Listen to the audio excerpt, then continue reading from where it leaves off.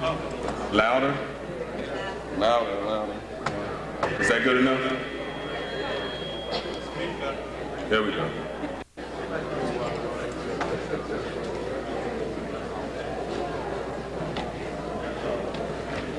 I would like, before I begin, to say this is just informal conversation and ask that the elder in this auditorium this evening give me permission to speak, if I may have that, please. It seems like you're the one. Thank you. Welcome once again to another of Nahasi on Earth, Marcus Garvey African Scholar Lecture Series. Today we have the pleasure to have one of our brothers and renowned scholars in the whole effort of bringing African history back into world history. And primarily, one of our elders who have worked diligently and persistently over the years to reaffirm Africans' presence in the ability to produce civilization. John Jackson has said that culture is one where a person learns a behavior and duplicate it consistently. But he said a civilization is one when it produces written text by its scholars and scientists. Dr. Ben has been one who have been about the business, the work, to reaffirm to African people and to the people of the world that African people 6, 8, 10, 12, 17,000 years ago had scientists and scholars.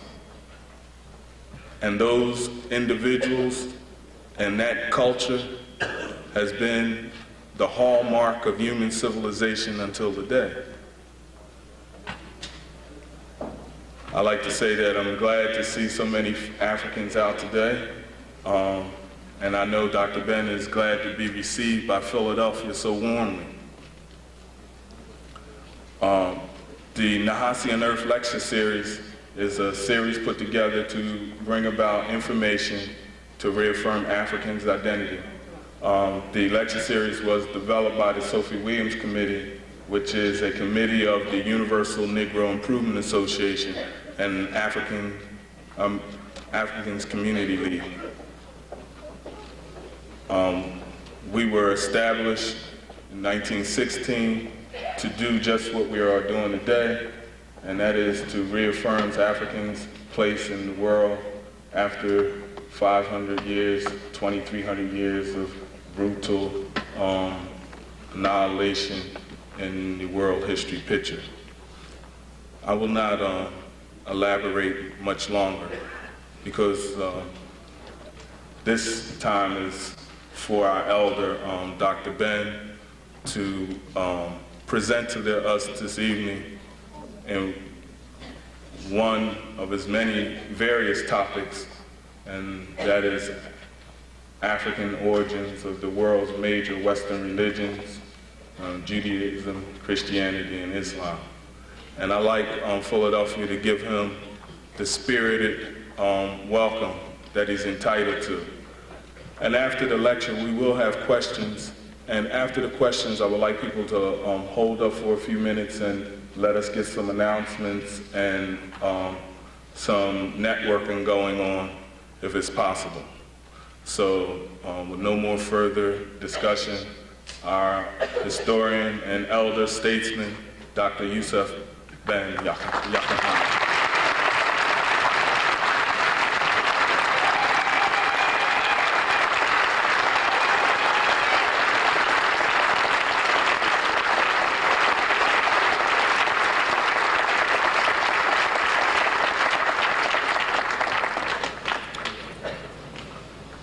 I would like to thank you for that resounding welcome, and to thank the young ladies and young men who made it possible for my coming here after quite a while to address you.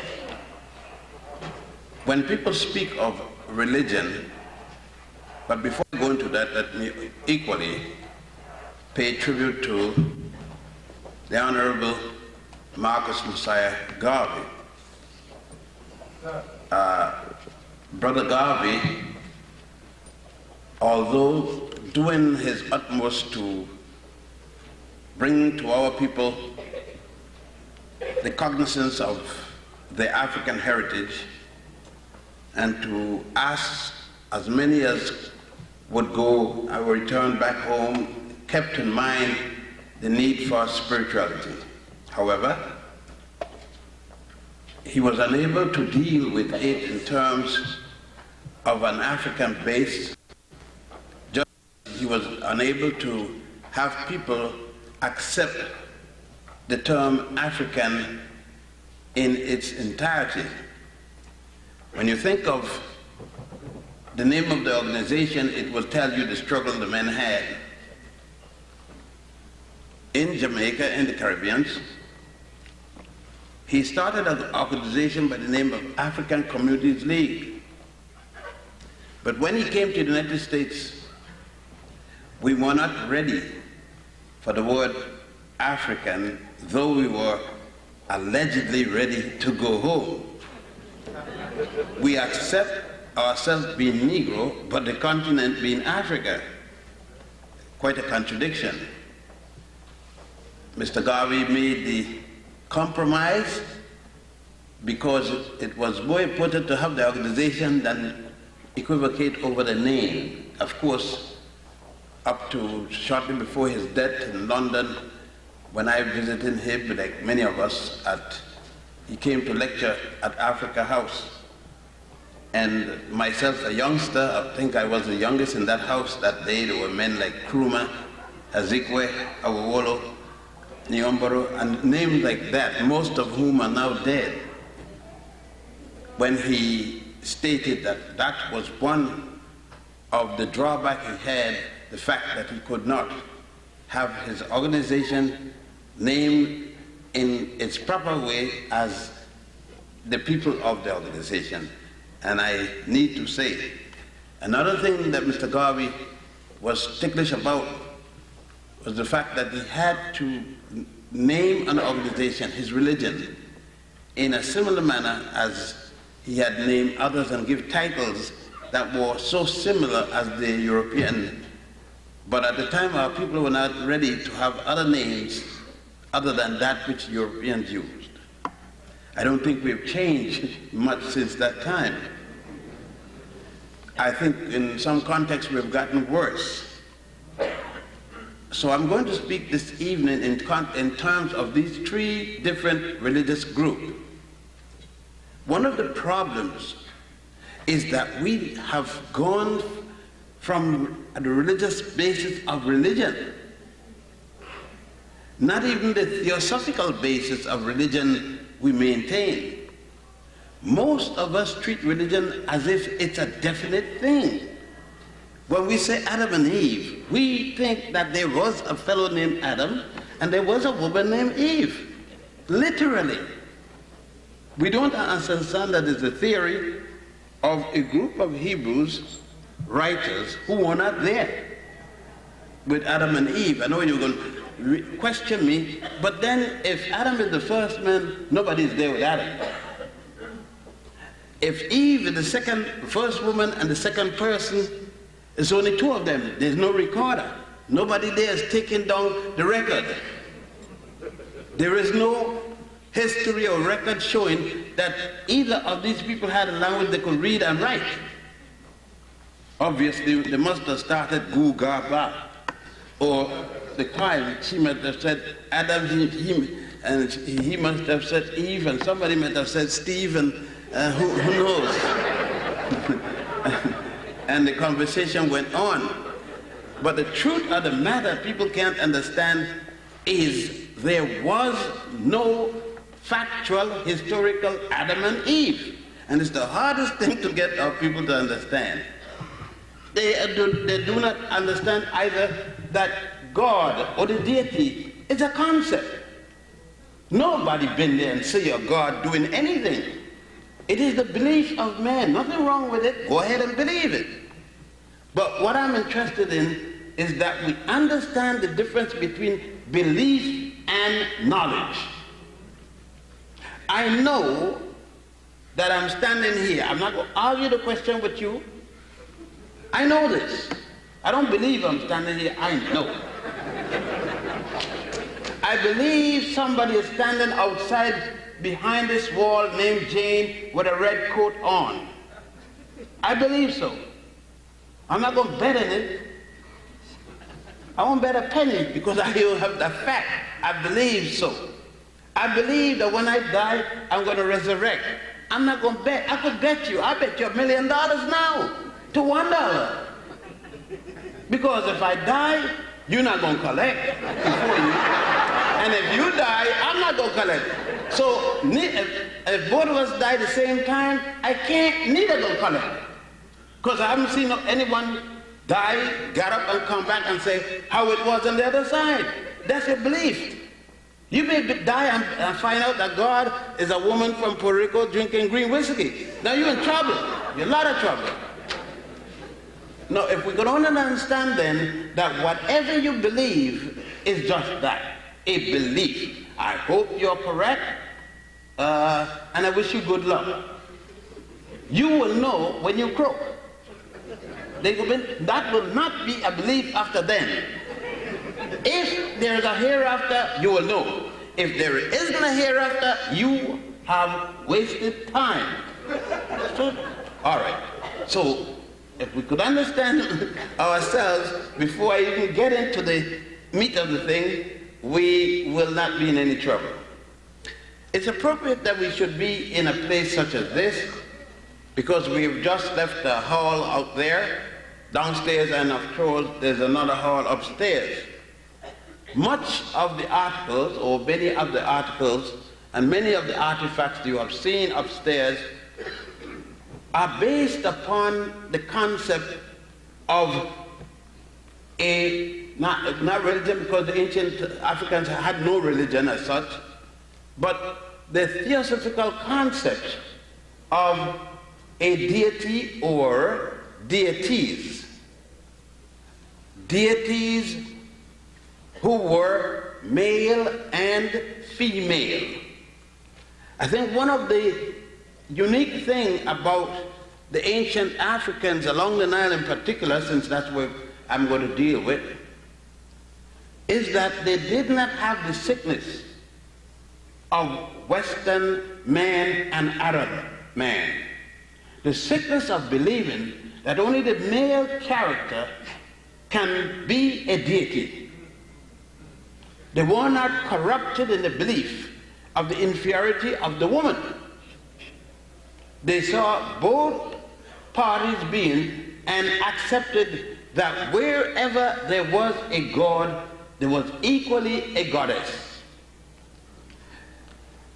Consistent with their belief in the law of opposite, or equilibrium. In other words, for anything to be balanced, they believed that it had a central point, a point of balance, and there were the extremities of both sides of that point of balance, whether it's up or down, and if it was diagonal, it equally was balanced and the hypotenuse.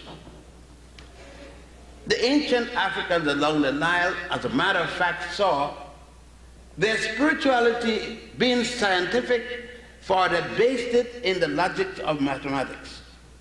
Not mathematics coming from religion, but to the contrary, the opposite. That what you call today religion, an organized body, an organization for the benefit of spirituality, and we don't even see it that way, The ancient Africans did not use that term. It is strictly European and Asian and certain groups of Asians who have carried their concept, their theosophical concept, into organized religion.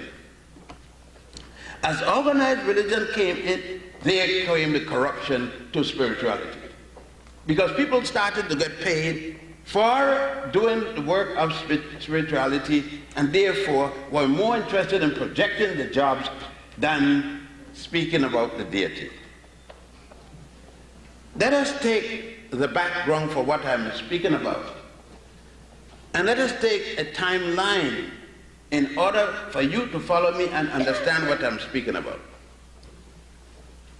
Based upon available records to us, and since I have no contact with outer space, with angels or gods or goddesses, and I have no Ouija board that I deal with, or tarot cards or tea leaves or anything like that. Believe me, I don't deal with anything like that. I'm lost when it comes to anything like that. I must deal with documents of the past. My records, and when I speak to you, it is because I have gone to Egypt, to Israel, to India, to you name it, wherever they got it. And I've gone to see for myself. Because going into libraries and museums are not enough for me. I am an inquisitive person. I go, and when that's not enough, I start digging. I get pick and shovel and get others with me to dig and find that which may have been buried over thousands of years. To find the truth. To me, there is no truth that's permanent.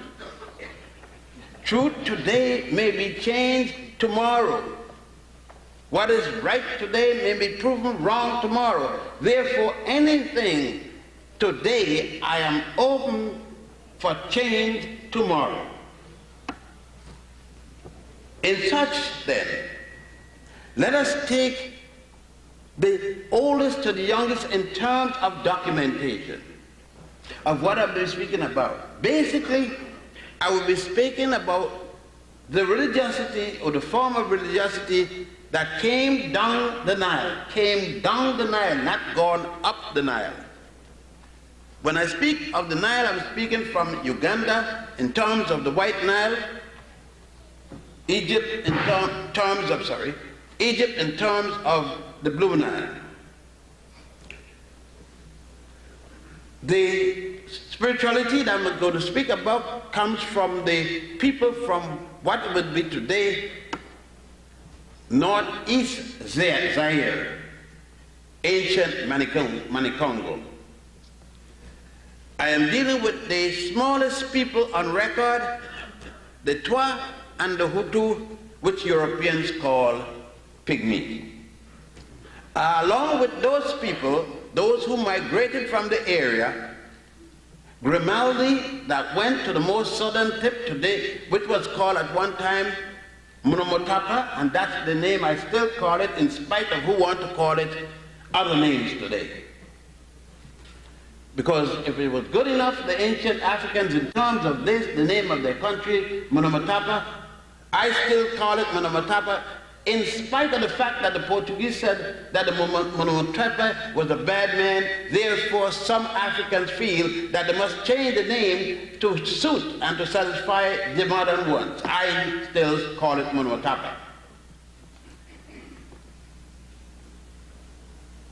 I will deal with the Grimaldi as well as the people called Khoi and Kalahari. I reject the name Bushman and Hottentot. Coming from the center of Africa again, down north, down the Nile, the same set of people I will call as they have called themselves Sebenetos when they are in Egypt. Those are the people that give us the oldest documentation of theosophy anywhere in the entire world. You can bring from me anything you want, theory. And Babylonia, Sumner, and any one of them. I am from Missouri when it comes to this. Show me some evidence. Show me any artifacts from Babylonia or Sumner that is more ancient than these people, and I will change my talk and apologize to everyone from now on that I was in error. Until such time, all the universities of the world, black, white, pink, green, technicolor, rainbow, could go to hell in terms of documentation. Therefore, until you bring a book of theosophy older than the book of the coming forth by day and by night, and present it to me so I can look into it, then it means that the Africans along the Nile had and have the oldest collection of spiritual works, otherwise called a Bible. The word Bible is a collection of spiritual writings. And that's all it means. It don't say a collection of facts, a collection of truth, nothing. It says a collection of spiritual writings. It could be lies, it could be the fact, it could be anything. A collection of spiritual writings. That's all it means. Thus it means that if you went to the bathroom and you needed a piece of paper, you didn't have any other paper, use the Bible. That's all it is, a collection of writings. Buy another one.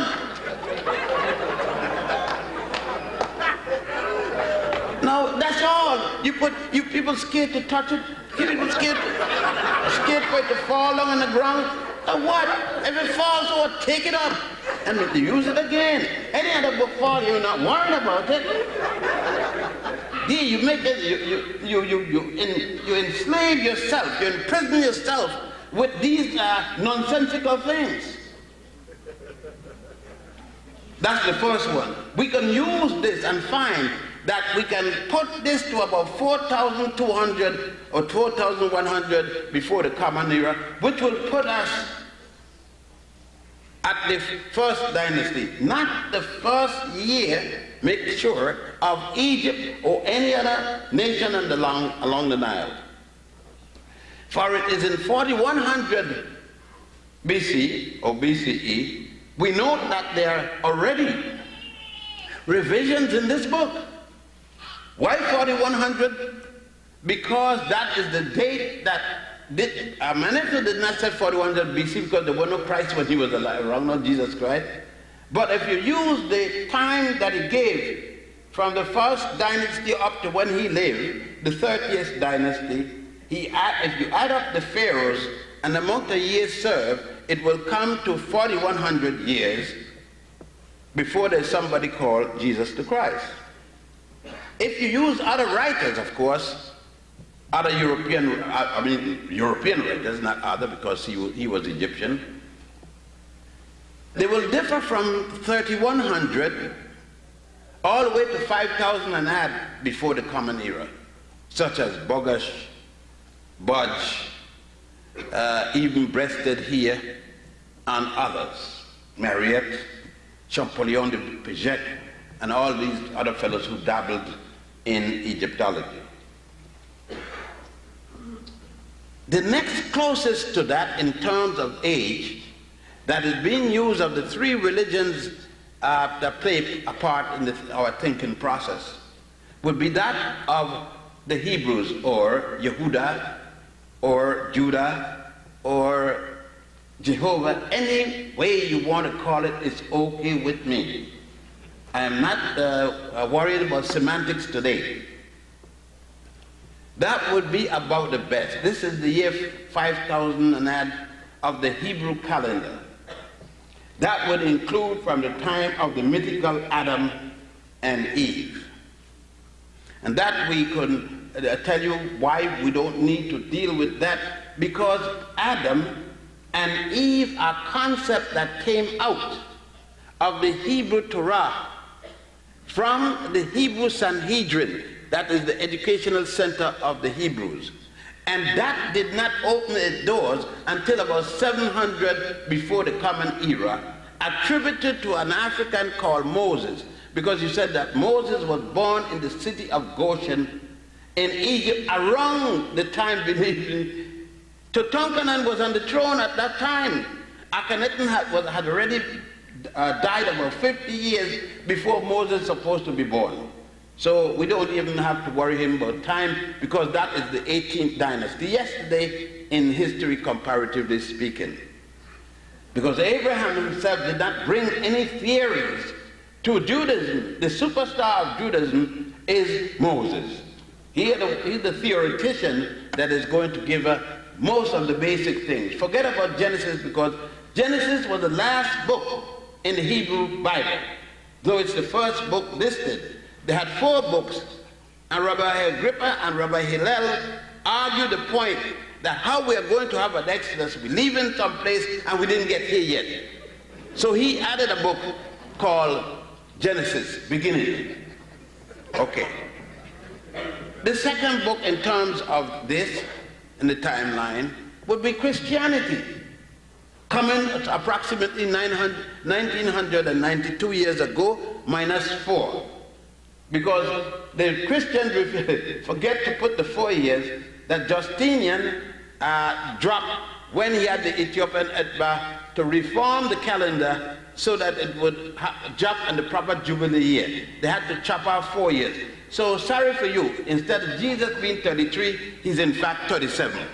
So, but I know that's gonna mess up the Masonic brothers. You will not have 33 degrees anymore. You will have to add 4 more to make it 37. And now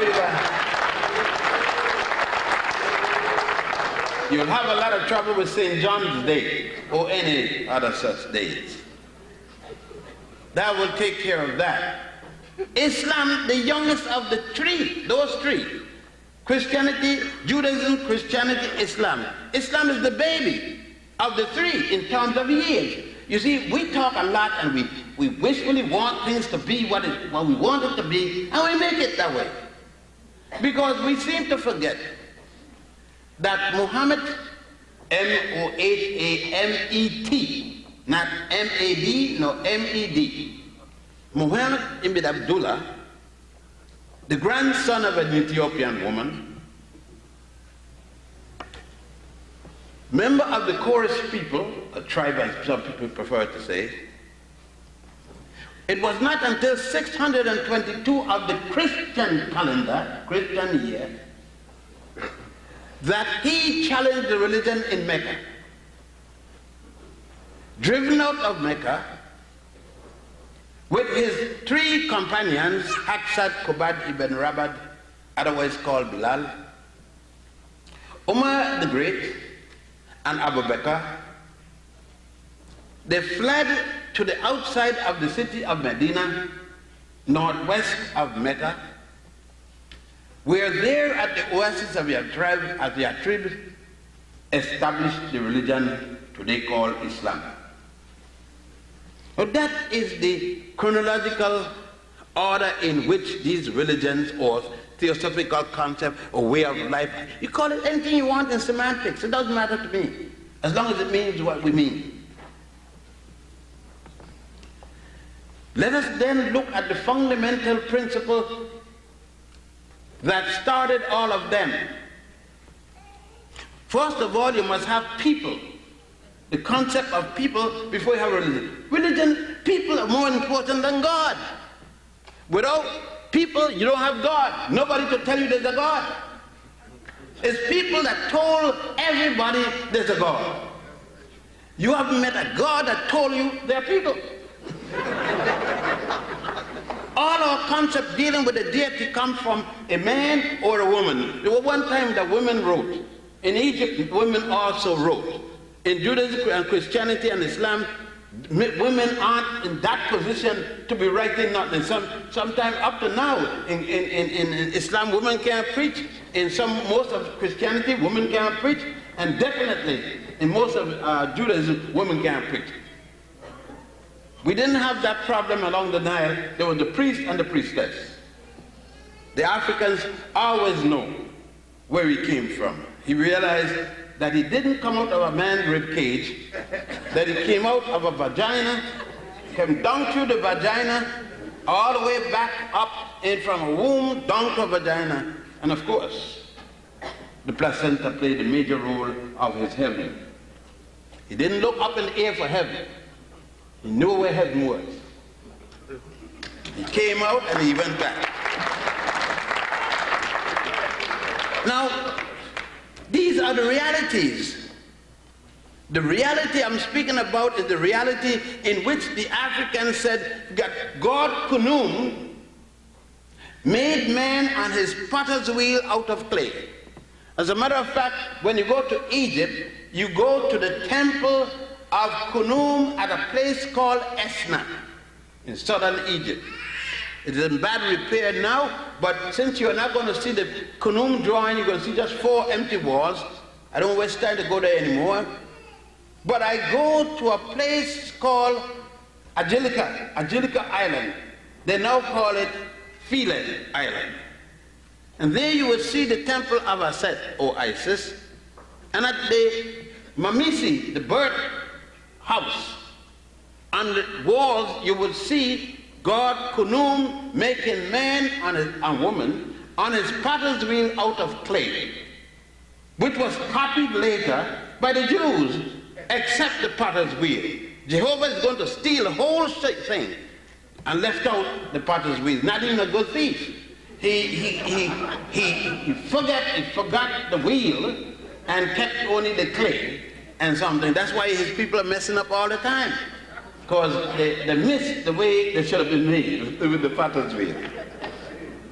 Of course, God, Ptah, is the God in charge of making gods.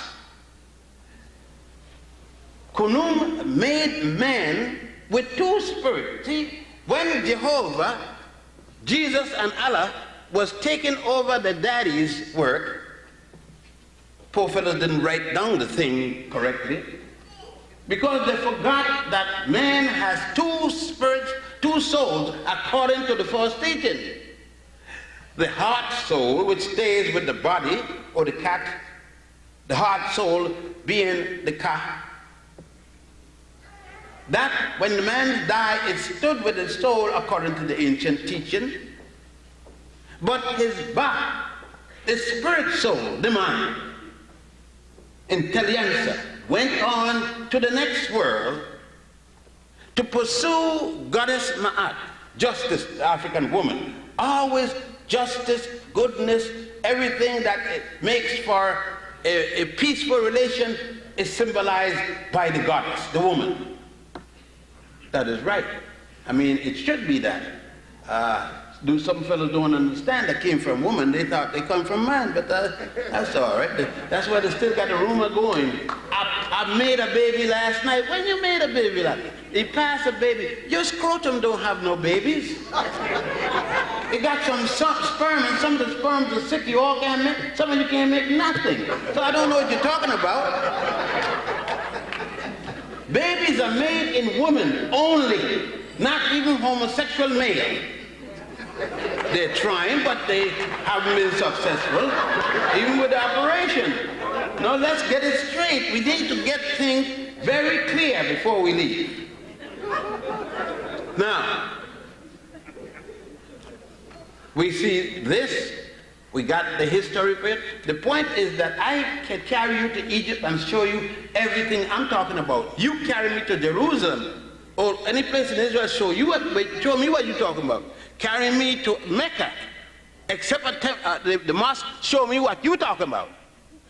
So I'm going to stick with what I got because I got the proof. You got the belief, I got the proof. Now,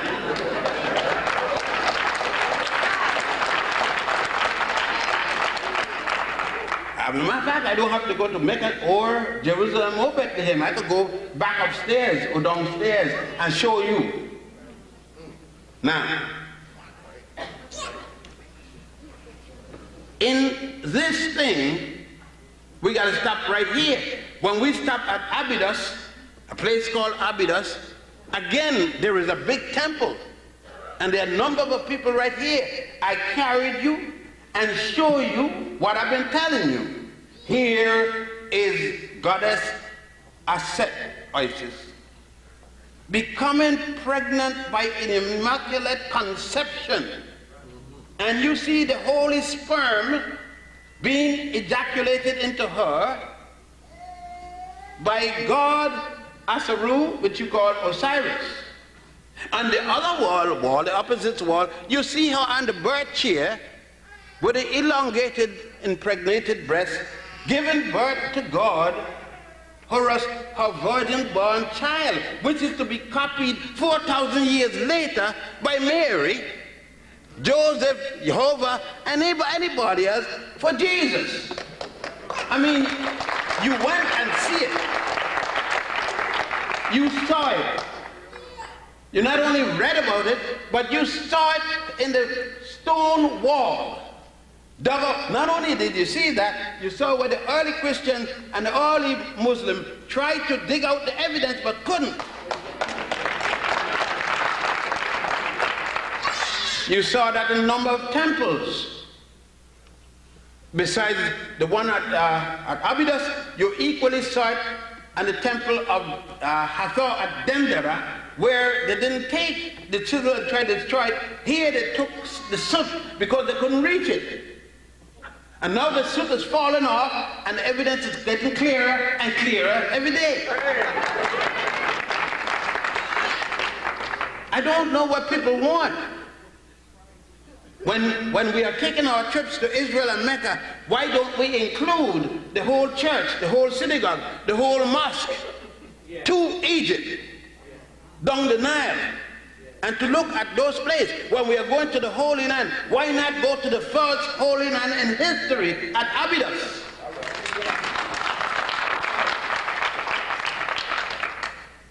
We can't, because I heard some young people today saying that they were not Africans, they were what, lost sheep, I think they call themselves, and that the reason they weren't is because Egyptians sold their people in slavery. They were Hebrew Israelites.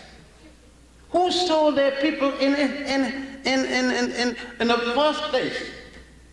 Had they known their history, they would have known that not a single Jew was under the rule of a single Egyptian in the first place.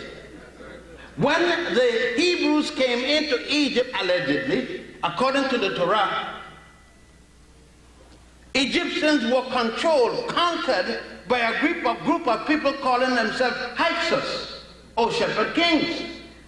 It was the 13th dynasty when they showed up calling themselves Haripo or Haribu and other such names, the English version being Hebrew. Now you either know the historical data or you don't. I was not taught by my father, and I know from experience, if you don't know, shut up. And go and find out. Then come back and start talking about it. You can't tell him about you got faith, blind faith, and talk like a jackass. Blind faith doesn't give you no intelligence. Blind faith just means you're still stupid. Now let us go on.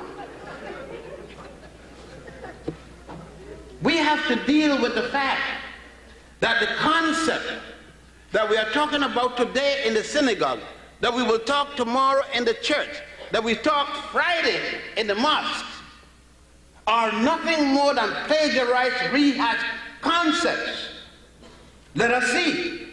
You cannot, if you're Christian, you're a Jew, or you're Muslim, you cannot give me any moral dogma within your religious concept that goes back before Moses in terms of yours. Because you said that Moses gave to the world the concept of the 10 commandments. I don't have to bring in any evidence. I'm going to use Moses himself, as the proof to show that that can't be correct. Moses is charged with murder before he reaches Mount Sinai, where he is to receive the 10 commandments. The Pharaoh, whether it's Ramesses, most people say it's Ramesses, or whether it's Ramesses' father, Setai I, or whether it's Ramesses' son, Merinta. You see Merinta in the picture there, beating his enemy, killing his enemies. Regardless of either, one, the Pharaoh challenges Moses and going to kill him based upon the Hebrew Torah. And the law he's using, Moses committed murder. He killed one of the Pharaoh's soldiers. His brother Aaron is charged with stealing from the treasury. There's a law against stealing. They're not going to reach Mount Sinai until 40 years later before they're going to get the law. A law against stealing, a law against murder, and 10 such laws, but they're going to leave out 32 more such laws used in Egypt.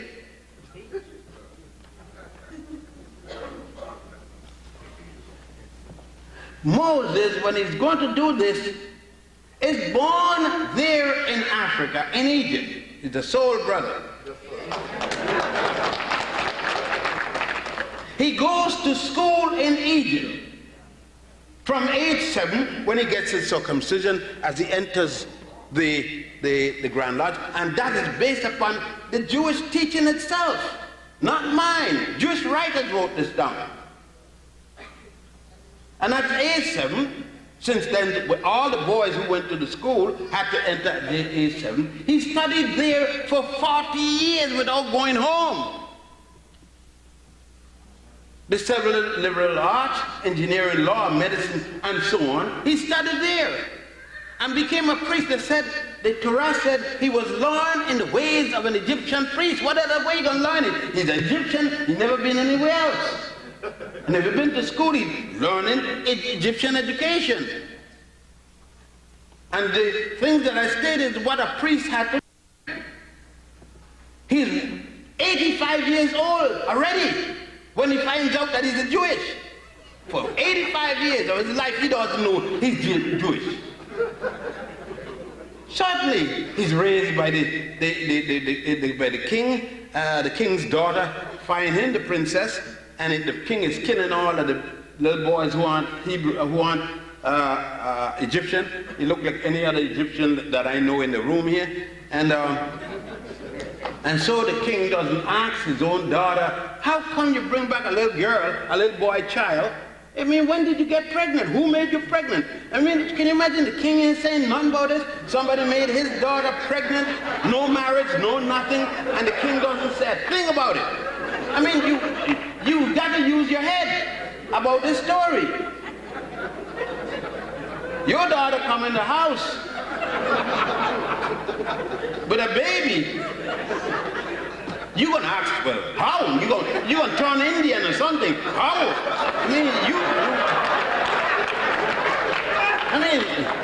Let's be rational about this now. Well, all this, we got a set of laws. Not only this, we got another set of laws. We got a set of laws that when a person dies, they must go to another woman, a woman with a goddess with a feather always in the center of her head, symbolically, Ethiopian feather, ostrich feather, called Ma'at, where people have to go and give the admonition that they have lived according to these 42 laws. There are millions of people died before Moses who have gone and given this admonition. Those 10 commandments plus 32 more already. There is a common behavior pattern, an obligation which has to be set by the people. The people are saying, I believe in the one and only God, Aten, A-T-E-N. There is no Moses yet. The man who they're following is a man called Amenhotep IV, who changed his name to Akhenaten. That should bring us to the 18th dynasty. There is no Moses yet. You could find this in the race section of the Book of Coming Forth by Day, by Night, otherwise called the Book of the Dead by Burch. And there in the Osirian drama, you will see all of the 42 laws. There is another set of laws and rules by the Pharaoh Amen Emot, I-A-M-E-N-E-M-E-O-P-E,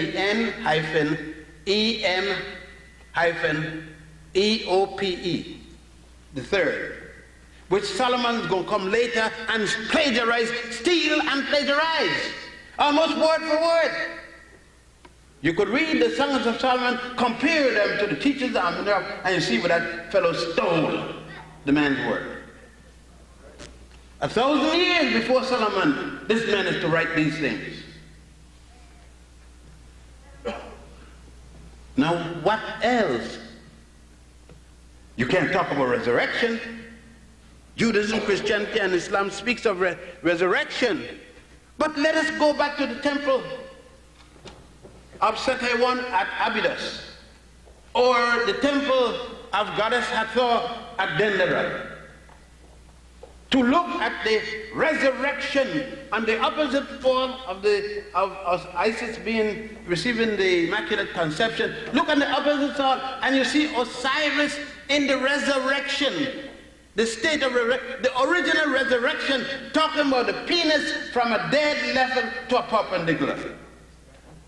The penis, when it was cut off by one of the 14 pieces, cut up by his brother Typhon, who had killed him the first time by hanging him, the second time by cutting up into 14 pieces, the one piece being lost because it had been eaten by the Nile catfish. His wife, the faithful wife, Isis, I'm using the Western term to make it easier for you, carrying the god of the dead to reconstruct it.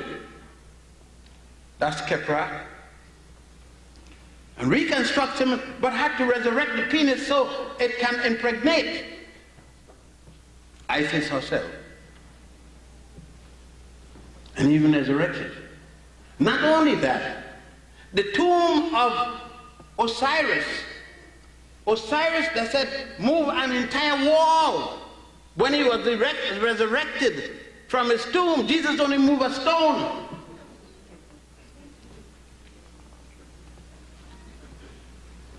And yet we will argue each other down and fight over this story. These allegories. These are the fundamental principles upon which Judaism, Christianity, and Islam rests.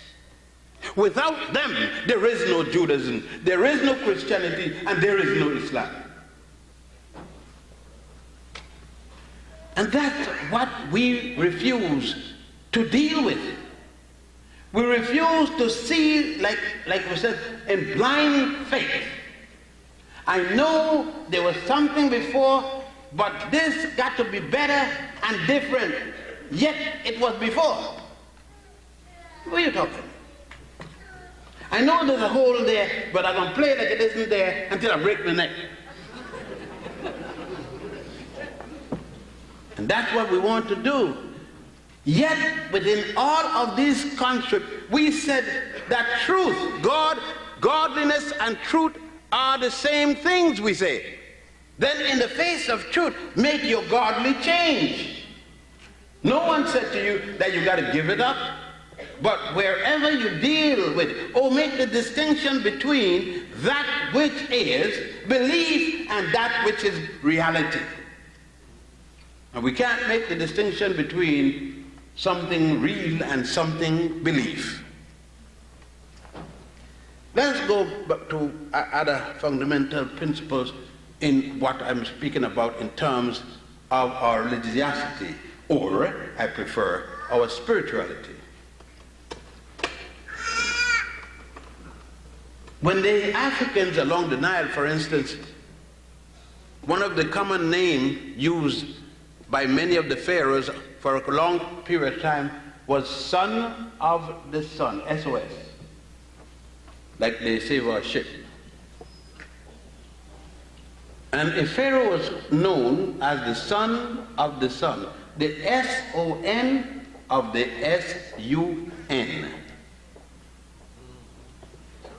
Because Ra was the symbolic god symbolized by the sun. The ancient Africans alive long did not believe the sun was the god, the deity, but the sun was symbolic of the deity. What it meant? That if you want to know what the deity was like, it is like the sun. He was like the sun. They would say, just as the power of the sun, so plus is the deity. Ra, which was the god of the south, Amen, the god of the north. Amen, the people in the north that worship Amen, their leader was a man called Scorpion, a king. As I said before, in the south was a man called Nama or Mena. Sometimes he is also said to be named Aha. The reunification of Egypt, because Egypt was a state before it broke up into two, but the reunification of Tawi, the north and the south, the two lands,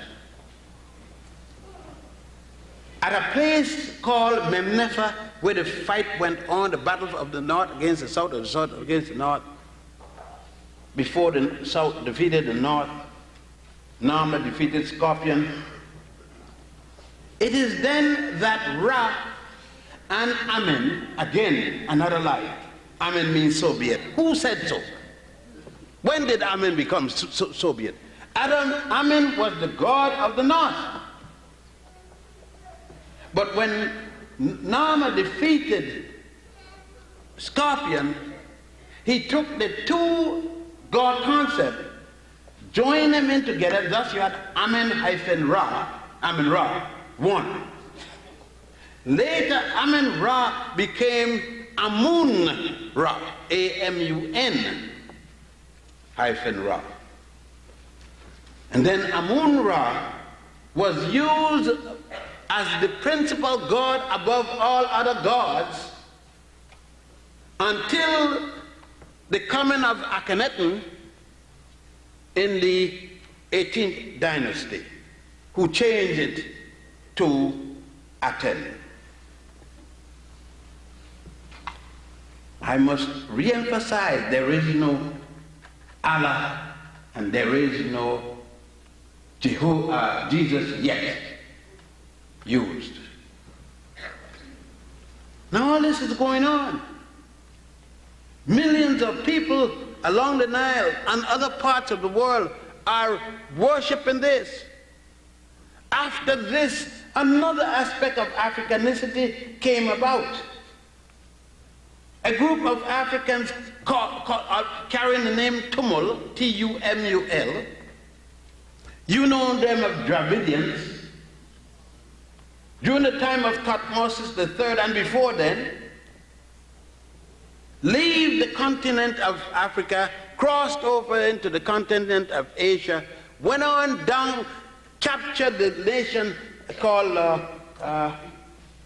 Chaldea, changed the name of it to Elam, calling the people Elamites, went on all the way down to a place called today India, took over the Indian River there, name it for General Ganges of Ethiopia, introduced the indigenous people to a religion and religious teachings under the concept of the worship of an African woman called Hathor, who is shown symbolically as a cow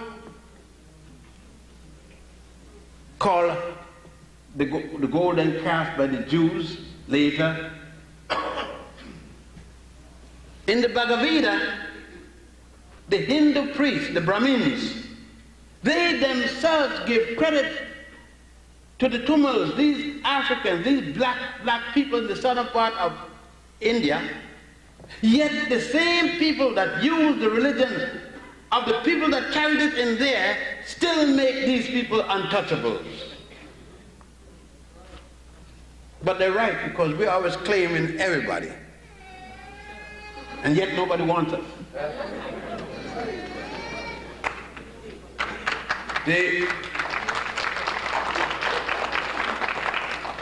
It is important that we know, when we are going to say which one is right, wrong, or indifferent, we must know all of these facts. You cannot know just a Bible, you cannot know just a Torah, you cannot know just a Quran. You must know all the other works that went on to make those things, plus others.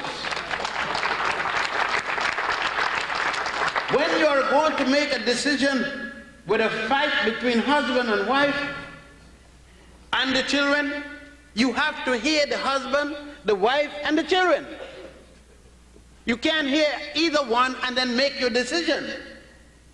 You can't read just the Quran and tell me it is the best. Just the Bible, tell me that is the best. Just the Torah, tell me that.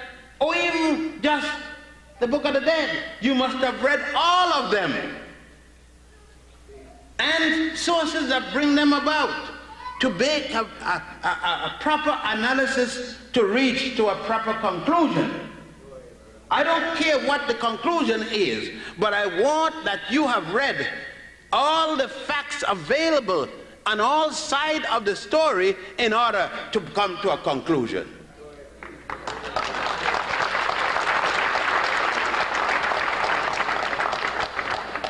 If this is being, and many people say, I don't like this religion, I attack. If this is attacking, I'm going to keep attacking. But if this is sent to ask you to read, to check all things before you make the decision, I think that then you are not dealing with blind faith.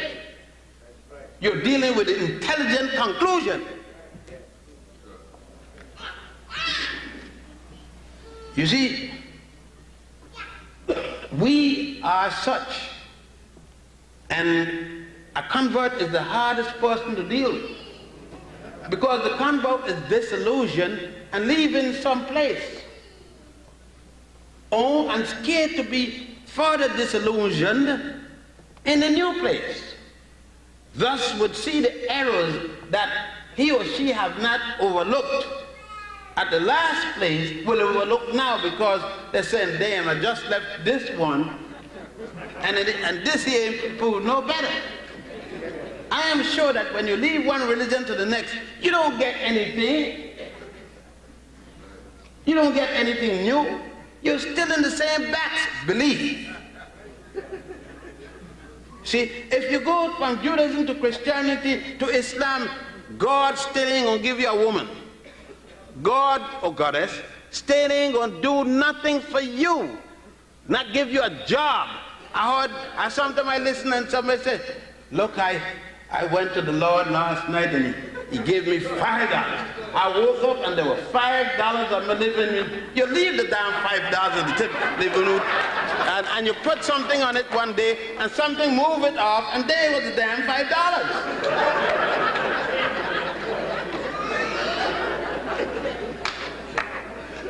Where they got a printing press in heaven, or where heaven is, if God, and you got such a contact, call him up.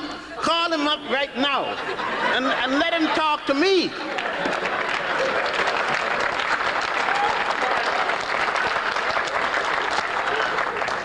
Let's stop driving with each other. We have to deal with the reality of life. Now, if in the concept of the deity, and we are talking about the faith, I have no problem with a person relying on certain faith, because I myself have faith. If you got a woman and you got to go 1,000 miles from her, you have to have faith. Otherwise your mind is in a lot of trouble. And that goes vice versa, of course. That's faith. If I cross the street from this side of the street to the next, based upon how you fellows are driving, you got to have faith. That is that I believe that nothing is going to happen to me given a certain condition with a certain sense of rationality. The rest got to be faith. Because if I'm dependent, when they come with me in an automobile and I'm flying all over the place, you know, I got faith when I jump in the airplane and strap myself in the electric chair. That's faith. I got faith that that cracker will fly that plane direct, that the captain and the co-captain, the pilot aren't going to argue about who's going to France and who's going to Germany at the same time. They got to agree that they're going to the same place. Now that's faith, because I ain't got no control over it. That's faith, blind faith. I got no choice. But if I got a choice and I got a 38 and say you're going to Cairo, both of you, that ain't no more faith. That's a gun. He going to Cairo. That, you see what I'm dealing with? One has to deal with the reality. So although we deal with the input of what goes into the thing, we also deal with the rationality we're talking about. The detail as to whether one eat or drink or don't eat pork or this, that's another thing that has got clear. The ancient Egyptian not only ate pork, particularly on December 25th, but they used medicine made of pork, a pork fat. I suggest that you take up a copy of the Ebers Papyrus and a number of other papyri and saw where the ancient Egyptians used fat, that melted fat, especially to make the capsules and to use for health measure.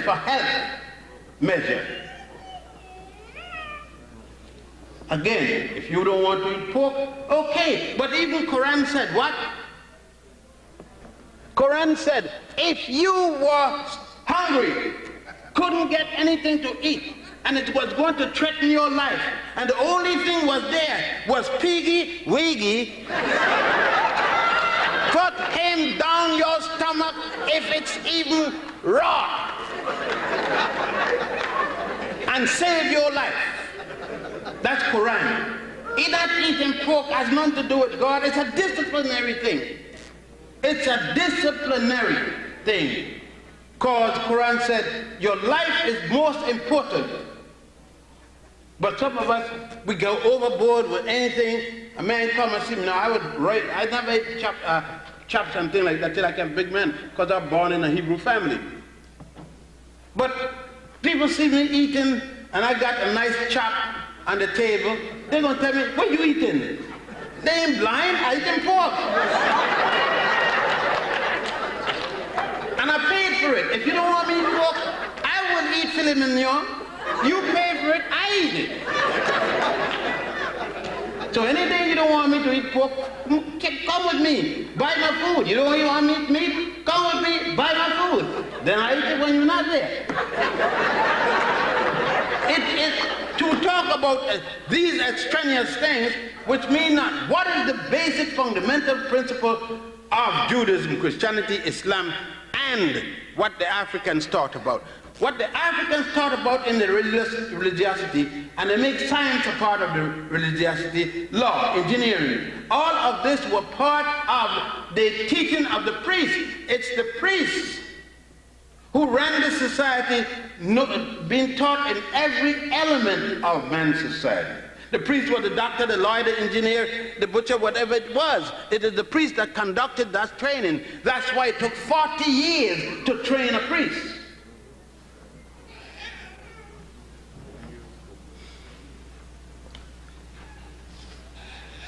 In these papyri,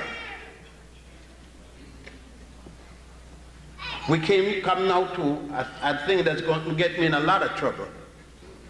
But trouble is all I ever had. The ancient priesthood was in charge of two aspects that govern the concept of feeling, to thinking, and so forth. One was astrological that dealt, and one was astronomical. Astronomy dealt with the complex measure of distances, one body to the next, in terms of, spherical dimension, the stars, the moon, the sun, and so forth. Astrology, dealt with the physical aspect of the movement of these heavenly bodies. Let me be more specific. Astronomically, the moon and the sun, for example, are in different locations at different time of the month and different time of the year. The measurements and placing of these bodies, stars, etc., is our astronomical calculation, therefore astronomy. On the other hand, for example, when the moon is farthest away from the sun, like now, the temperature, because the sun does not have the heat, the moon does not get the heat, and the earth, for example, does not get the heat because it's farther away, therefore it gets cooler until it gets colder and cold. That's the astrological effect. Thus we have astrology. It has nothing at all to do with whether a child was born in January and was making love to Mary in June. Got nothing at all to do. That is Greek mental illness. The Greeks are the one that introduced that. Not one single Egyptian or Nile Valley African had anything at all to do with that madness. I know I told them I'm going to make a lot of enemies, because a lot of you ain't going out at your house tomorrow unless you consult Mary Jane and her sloppy chart. You're not going to marry nobody unless you're not even going to bed with anybody without consulting the chart. I saw a sister the other day who was with a man and they had the proper chart. It was perfect. I saw again and she had 2 pounds of steak in her eye. And I said, what happened? That son of a bitch hit me in my eye.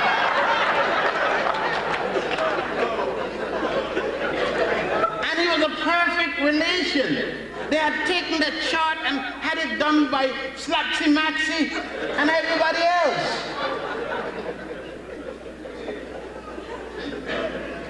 Now, she couldn't go with me because we were born in the wrong signs.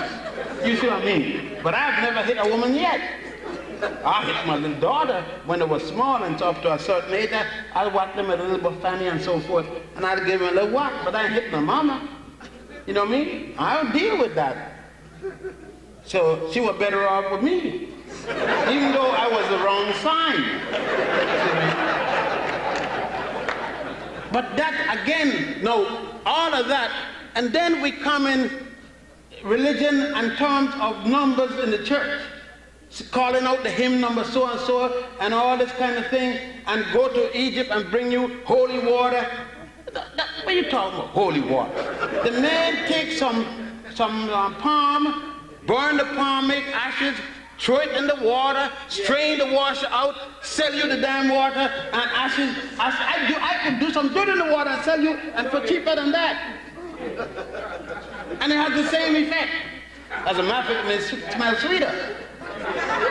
But no, you're mad with me because it got you to believe, to keep you enslaved. You talk about being enslaved.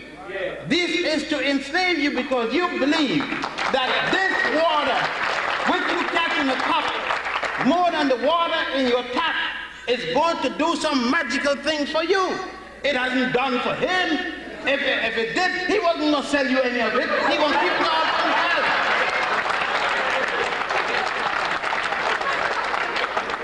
And this is what we mean. We got to understand that these factors, the comparative analysis between whether it's Judaism, Islam, Christianity, or the ancient religion, Egyptians or Nubians or folk practice, what are these things for? They are for your betterment.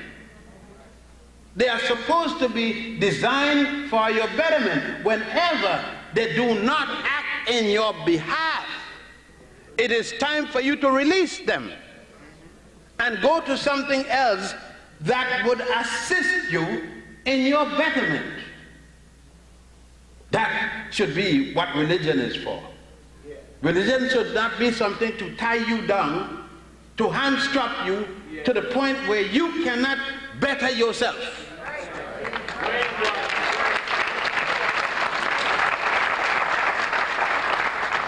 There's another major factor. Whenever the religion is going to make you and you and you and you and you and me fight each other,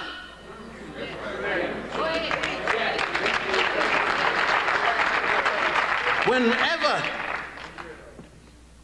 religion, I got a daughter, is a Jehovah's Witness, I go to anything she gave, including visit Jehovah's Witness many a time. My son-in-law the other day was going to be a lecturer or whatever they call him. He's going to preach. He'll be now a preaching man. And he was going to move up there. My daughter invited me. I went. I congratulate him and wish him well. Yet they have never come to any lecture I gave. They cannot come. They're not permitted to come to a lecture I gave. It's worse than that. They don't recognize any of my relationship. It is not good because it wasn't sanctioned by some guy in Brooklyn.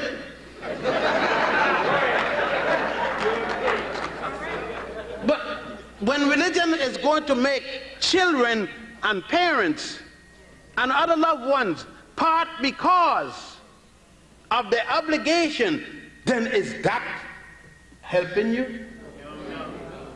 Oh no, I can't see that. I can't see why it make a difference if a black sister comes up, an African sister, and she is Jewish, she is Muslim, she is Christian, she is Buddhist. It don't make a difference to me.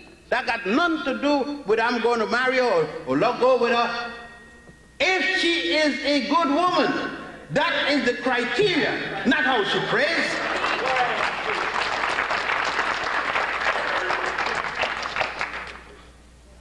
And then does it make a difference if I got a Magen David or I got a crescent or I got a cross, but I didn't support my child?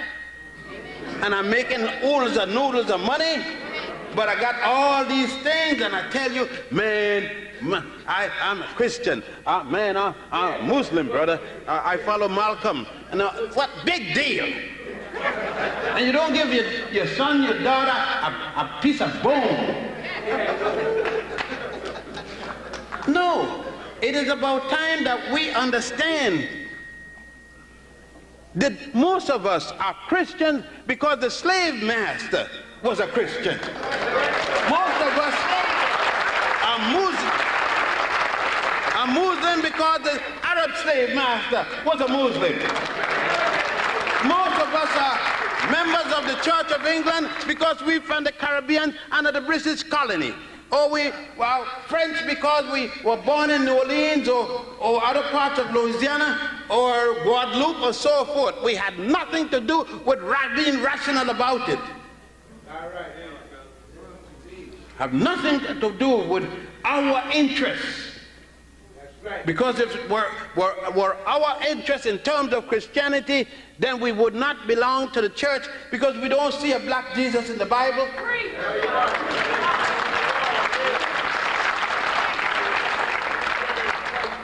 There's so many things in which we have to look in all of them. There are the differences, we can see them. There is no doubt where religion started. It didn't start. If we go back in Islam, Islam doesn't have an existence, the Arab doesn't have an existence without an African woman. It is out of an African woman that Ishmael came. Ishmael came out of Hagar's womb in Egypt. And Egypt is in northeast Africa.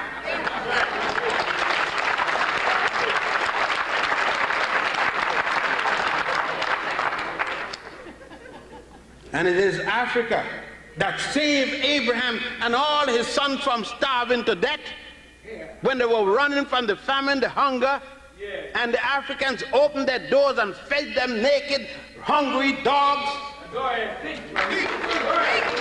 It is Africa when Mary was running all over the place from Herod. It is Africa that opened her womb again and told Mary to come and bring the little scruffy little boy and give him a place to stay.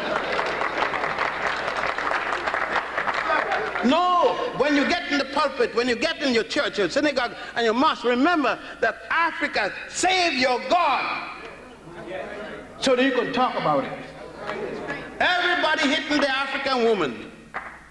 But that same African woman has wet nurse, surrogate mothers, all of them. They seem to forget.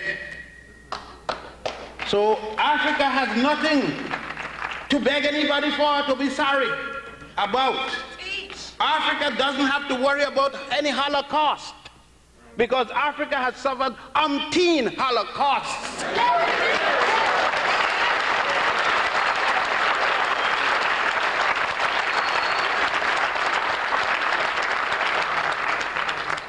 Africa, when she set her moral values to give it to the United States of America so that they could make a lopsided scale instead of a proper balanced scale and call it justice. Stupid Tom up there, that's Clarence, Yale boy.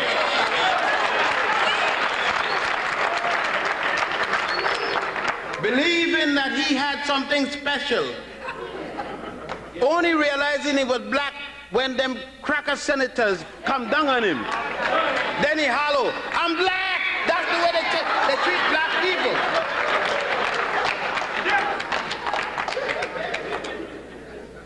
And Anita, no value. 5 years, 10 years after the man touched you behind, if he did, you're going to remember it's then he touched it? Because now he's going for a job, and the job you got, he gave it to you, all the job, and you're going to cut each other's throat because you went to Yale and became de-Africanized?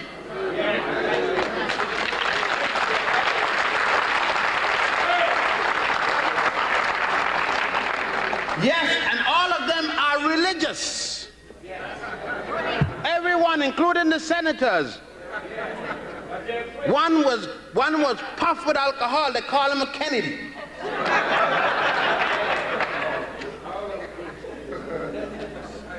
And he's sitting in judgment. You see what I mean? And the lawyers were religious. The whole bunch of these people, most of them were lawyers. They had studied jurisprudence. All the philosophical concept that goes with the legislative branch of the legal arm of the government and the justice system. But they had not looked at the symbols of justice.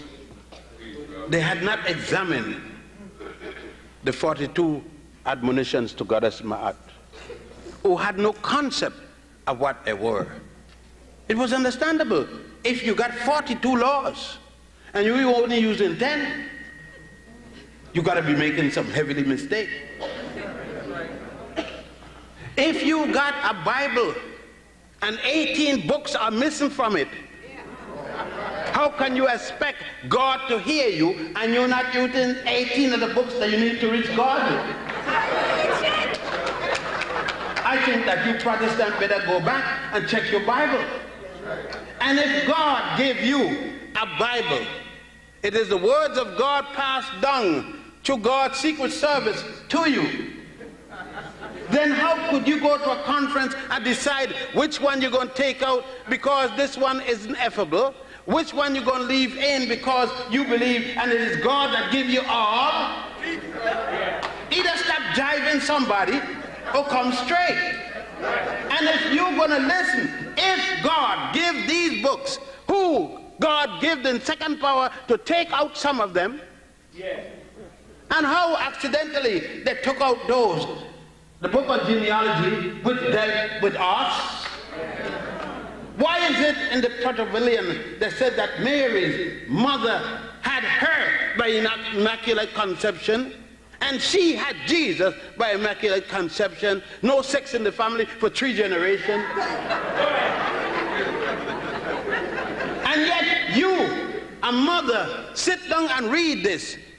Why don't you ask yourself, what's so bad with me having sex?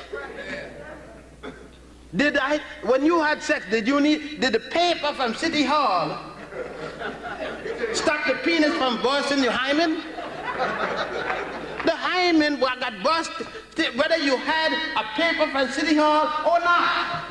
It's the same way the hymen burst, with the paper from City Hall or without the paper from City Hall. And Mary didn't have any paper from City Hall.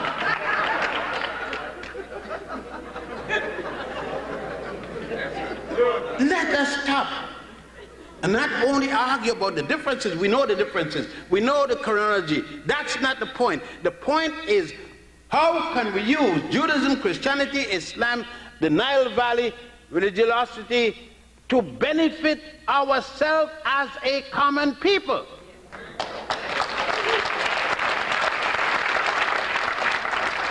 What difference does it make if I walk through the door with a sister who is of the Nile Valley religion, of Judaism, of Christianity, of Islam,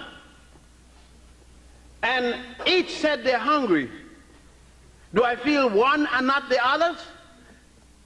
Isn't the hunger of one hurting the same place of the hunger of the other? Yes. Won't both of them get gas if they don't get something to eat? Does it matter how she pray? If the 4 of them go to pray and call a respective God or whatever, use the Quran, the Bible, the Torah, would praying bring a sandwich out of the sky kosher or not? Or $1 from my pocket, a hand from my helping them and say, come, let's go to the restaurant, let me feed you, without asking you what kind of drawers you're wearing? And that's the test. But I know you're not going to do nothing about it by the time you leave, but I'm just telling you so you got no excuse for the next time. And that's, to me, the criteria of what we're talking as I wind this down. I think there could be no doubt if all of us in here, if all of us make it a common pledge to ourselves to get a copy of the Book of the Dead, get a copy of the Torah, you call it, not written, don't get a so-called Old Testament. Go to a Jewish bookstop and get a Torah translated from Hebrew into English. It's different than the one the Christian said is the Old Testament. They're sticking Jesus in there. The Jews ain't got no Jesus. Yeah. No, let's jive. You want a Jewish book by Jews. You want a Christian book by Christians. You want a Muslim book by Muslims. Yeah. They're not honest when talking about the other one. You understand? Jews don't honestly talk about Christians. Christians don't honestly talk about Jews, by Muslims. And Muslims don't talk honestly about the other religion either. Nobody talks good about the other person's religion. No fisherman tells you that the store up the street got better fish or as good fish as him. Everybody fish stink but his. So now let's get a copy of the Yoruba Bible, a copy of Unkulunku, that's the religion, the god of the Abazulu. get a copy of Ngai. That's the god of the Gikuyu. Get a copy of the book of Vudum. Vudum is the god of voodoo. Get you know, these are all African. Get a copy of Olodumare, Olorum, the Yoruba religion. Read all of them. Read every one of them. If something is good in either one, apply it. Either one. And that's where I stand. People want me to be Muslim or to be Christian or to be Jewish or to be that. No. I am whichever I could read in whatever that is going to help me in my concept of belief. It means then I will come to the mosque with you. I will come to the synagogue with you. I will come to the church, to the temple with you. And if I will sing your songs because it's a belief. Neither of us knows the answer. Otherwise we won't go in the first place. We're going because we do not know. And the issue is not in what came first, but what is going to help either one of us. Because we need each other to get out of this paper bag. Because we are squabbling about who prays to the east or the west, we can't even get out of a wet paper bag. You see, everybody converting the other one. We waste so much money trying to convert the next guy. We waste so much money over putting a dead man in the grave. The family is hungry, little children to support grandchildren, and we're spending $15,000 to put a piece of dead meat in the ground. And got people crying, and the minister coming trying to see how much he can get you Christ so you could join his church and tell you all kind of lie. Well, I know God wants. What the hell he know about God wants? What if he drop dead at the same moment? He don't know you're gonna drop dead, but he's gonna tell you what God wants. He don't know a damn thing of what nobody wants. He don't know what he wants himself. And this is what I'm talking about in terms, and that's why I got a bad name. I'm controversial because I'm saying to African people, help yourself. Don't let anybody run nothing down on you. Help each other.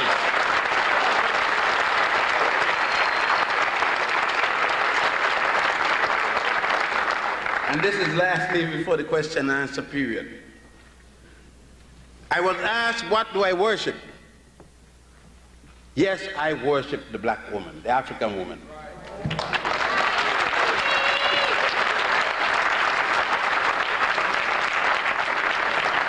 I have no problem when I say it. I will say it anywhere, anytime, any place. I know where heaven is. I don't go up and look in the clouds, see if I see a plane passing by, going to heaven. I know where it is. 73 years ago, I came out of heaven. I was there for 10 months.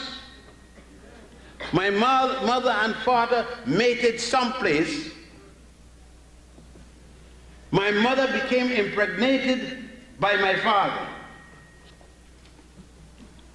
And I went down, fertilized into her fallopian tube, somersaulted all the way down into the womb. There I was nourished by the placenta. The umbilical cord, the line of life, became my tether. She did whatever she had to do with the illness and different sicknesses and sometimes feeling good or whatever, with the nourishment and so forth, and I came forward. If that isn't justification for me to worship a woman, each day when she lived, each time when the 31st of December came, I knelt in front of this woman, pushed my head to her womb as the culture of my custom. She put her hand on my head and she told me about all the bad things I did, slapped me in my head and they cuffed me up, and when she got mad about the things I did that year, until it come to the last one, then she started to talk about the good things I did. That was the best part. Am I not to worship that woman? Then I left her and went to the arm of another woman, because I need now to go to heaven. I came from it, I should go to it. And I was told I could not go to the heaven from whence I came. But now I went to another woman. My mother had already prepared me to understand that this is not a bitch, a dog. I was going to the home of my mother, to heaven, and that the woman was going to give me of her body. The highest honor she could bestow on me was for me to use of her body. And my mother had already told me, if you cannot use it with the kind of respect, if you cannot be seen with her in daylight, do not be seen with her at night. My mother had already told me. So then I had to deal with it with sacredness. It was something to be sacred. And in order to be sacred, I had to worship it. I don't see how you can worship an abstract thing, and that which is comforting you. When you sleep, she feeds you, she cleans you, she washes, she cooks your, she fixes your house, and she protects you when you're sleeping. Then why can't you worship her? I say, when we learn to worship our women, that day is your beginning of freedom from slavery and freedom from captivity.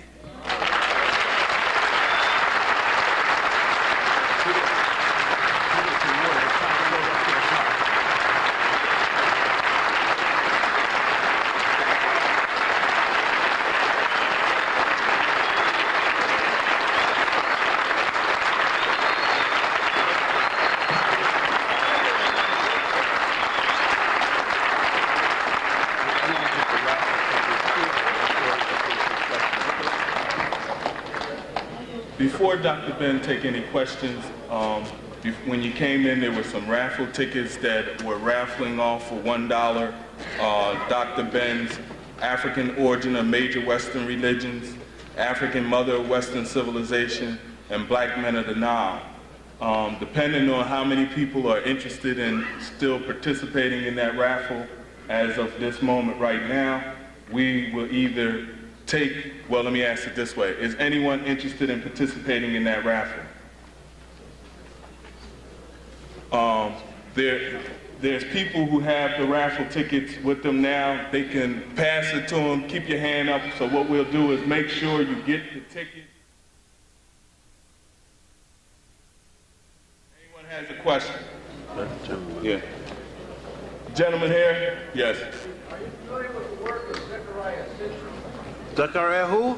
Zechariah Sitchin? No, I do not. Next, stand up, please. Yes. Some years ago, I heard a tape back in. You mentioned that Yahshua Christos was born in a cave in Ethiopia, and that the Council of Nicaea, the ministers changed the story around and placed it in Bethlehem. Can you tell me a source of your information? You could get the proceedings of the Conference of Nicaea. The Conference of Nicaea is in 14 volumes, both in Latin and in English. And the arguments between the 219 bishops are placed there. And that's the best source because it's the proceedings at the Conference of Nicaea. And as I said, it's in 14 volumes. Thank you. Anybody else? Sister here, and then your sister. Yes, Dr. Ben, I took a college class in Bible studies, and the scholars of biblical books say that they have no records and there's no archaeological findings of a man named Moses having ever lived? That is true. There is no record in any place in Egypt of a Moses, no record of a Daniel, no record of a prime minister of Egypt by the name of Potiphar.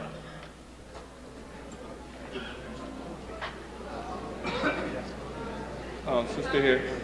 Dr. Ben, can you tell me if there's been any further studies on the genealogy of the pharaohs?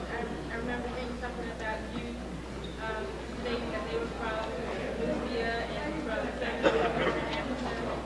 There were pharaohs of Egypt from many places, and then at a point there were pharaohs of Egypt from outside Egypt. For example, from the first dynasty, and that's what we call the king pharaoh. When Nama defeated King Nama defeated King Scorpion. From that time, the king of the United Land, United Egypt, was called Pharaoh. At certain time, they didn't call him king. Now, from that time to the last king of Egypt, which was not even a king, it was a queen. So from Nama until the last monarch, which was Cleopatra the seventh, the daughter of Ptolemy the 12th. You see what I did there last? You can't just say Cleopatra. You got to say which one, because there were 7 Cleopatra and 15 Ptolemies. And the one that people most speak about is Cleopatra the 7th, the daughter of Ptolemy the 12th. Now, from the first dynasty to the end of the 12th dynasty, you have nothing but African pharaohs. Pharaohs who came from what was it's called then Waset. The Greeks had come and changed that to Thebes. Today the Arabs call it Luxor. Then you have from different parts along the Nile and even in Thanis and so forth. In the 12th, the destruction of the 13th dynasty was by a foreign people called the Hyksos. People coming from Asia around the tributary, a little rivulet that connected to the Tigris and Euphrates. They also called themselves shepherd kings. They came with a leader by the name of Salatis. They penetrated Egypt from the coast, the Great Sea, which was now called the Mediterranean, all the way before in the north to a place called Abyss, where they established their capital. That's still in the delta. It is not even as far south as modern-day Cairo.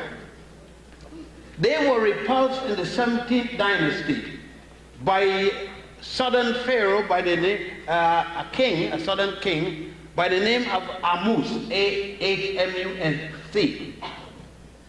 Amus was killed during that battle and was succeeded by his son Thutmose first.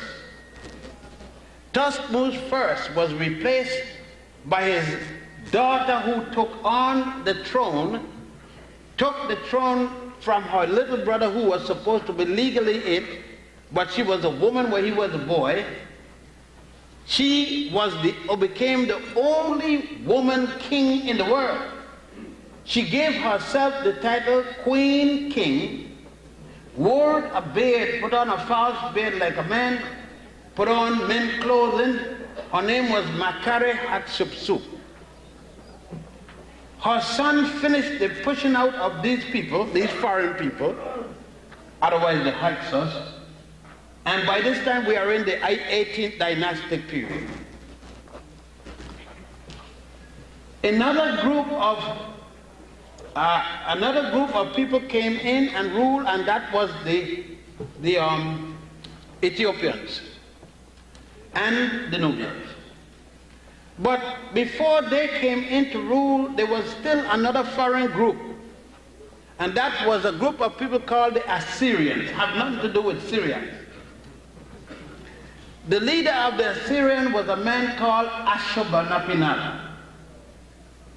Ashurbanipal took over in 714 before the Common Era, the 25th dynasty. They ruled and was pushed out by the Africans again, Nubian kings, and they remained into power until a third group of foreigners also from Asia came. That would be the Persians under the leadership of Cambyses, who was serving Darius I. That would bring us to 525 before the Common Era. The first group of Europeans are to come as conquerors. That would be the Greeks under the leadership of Alexander II, the son of Philadelphus. And that would be in 332. The Greeks, or Macedonian Greeks, ruled until the coming of Augustus the Caesar, and that would be 47, while on the throne was Cleopatra VII, the daughter of Ptolemy the 12th, who called himself the new Osiris. And so ended pharaonic rule. So you had all kinds of people. By the way, the Jews who claimed that they were ruled by the Egyptians that mistreat them, that's a lie, because the time when they came in, the Hyksos was ruling. And when they're supposed to have left, the Hyksos had just lose the left. So that if they were there, they were collaborators anyhow. Yeah. And were kicked out at a particular time. But there's no mention of such in any Egyptian writing or any other writing of the nations around the area. This person here, this gentleman here, yes. Yes, I read in the newspaper last week that I read the editor of the paper answered one of the persons who asked a question. The question was, were the Egyptians white? And this editor, of course a white editor, said, yes, the Egyptians were never black, and they will never be classed as black. They are black. They are white. Would you please verify that? I think the Egyptians are black. Well, I just went down, and obviously the editor didn't know what I've just stated. They can't say nothing else without knowing the facts, because they have said so that long.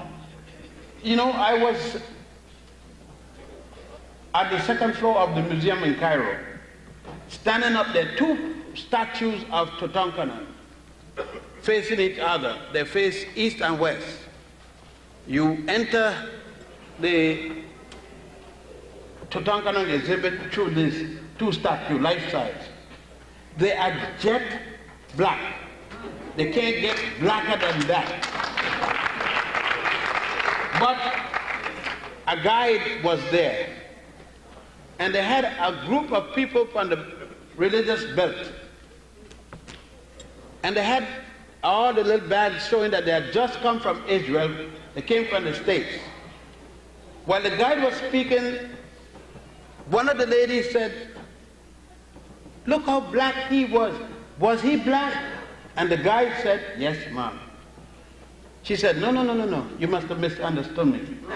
"Was he black?" And the guy said, "Yes, ma'am." She said, "I refuse to accept that." And the guy said, "Okay, go along with your ignorance." You know, I got a book I'm doing now.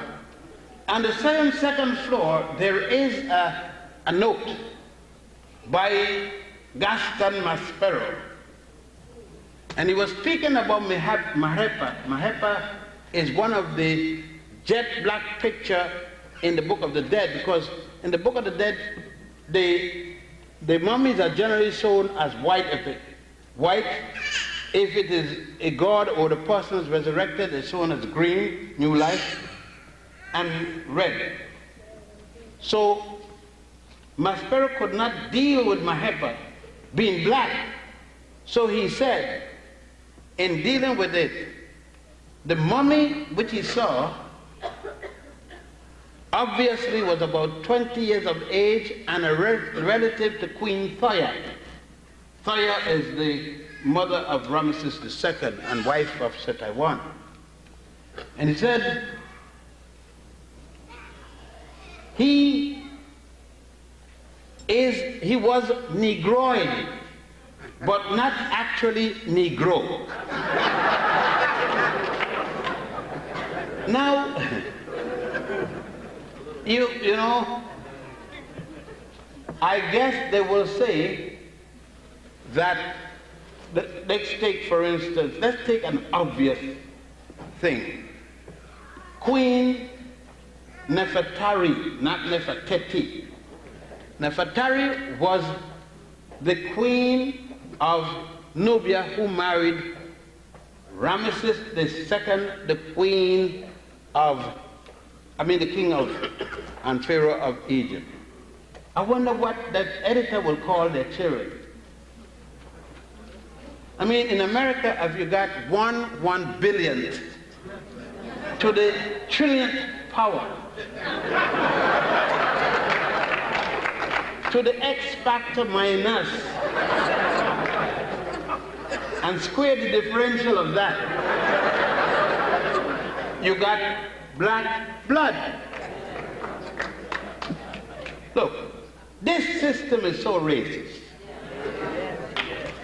that you, right in here, you got Merentar Ramesses' son out there, killing his enemy, and you see the enemies in 4 different colors. The only color you don't see out there is black, white. Now, the European told us all kind of things. He tells us, number one, he tells us that white is not a color. Then how the hell we see them? Anything he tells us, we're supposed to accept. When I was going to school, they tell me there were 5 continents. Australia was the biggest island. Now they got 7 continents, and Australia is one of them. They tell me the lion was the king of the jungle. I went to the jungle looking for a lion and couldn't find a single lion. And when I asked the people, how come I can't find a lion, they said, it don't live in the jungle, it live in the prairie. The lion is a prairie animal. His main food is the giraffe. The person, are you foolish? How could a giraffe run in a jungle? The next piece of food is, the next piece of food is the donkey in the pajama. They call him zebra. And zebra, everything the lion eats is on the prairie. It's a prairie animal. He will die 24 hours in the jungle, lion dead. And next thing, if he's the king in the jungle, you never seen a lion messing with a rhinoceros, and he's king. You never seen a lion messing with a elephant, and he's king. I can think of a lot of things that lion don't mess with. So there are a lot of things that they decide if it's right or wrong. The point is, I don't pay those jackasses. No. Do you think that I pay this museum? Here we are in a museum. Do you think I give much thought to what they say here?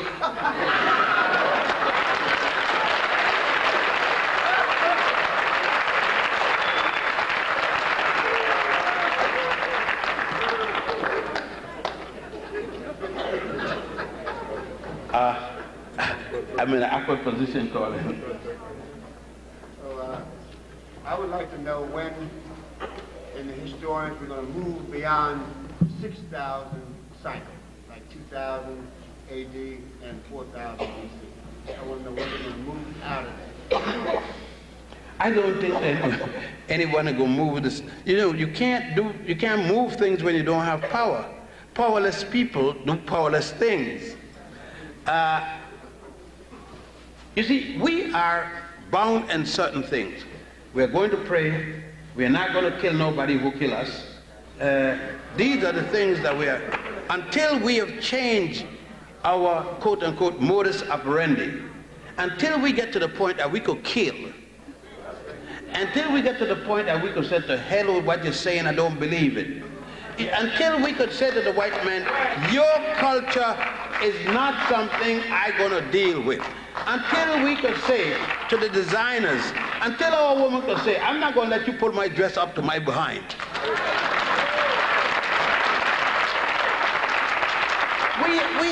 We have to be able to say that styles, that's this, that all them stupidness don't govern me.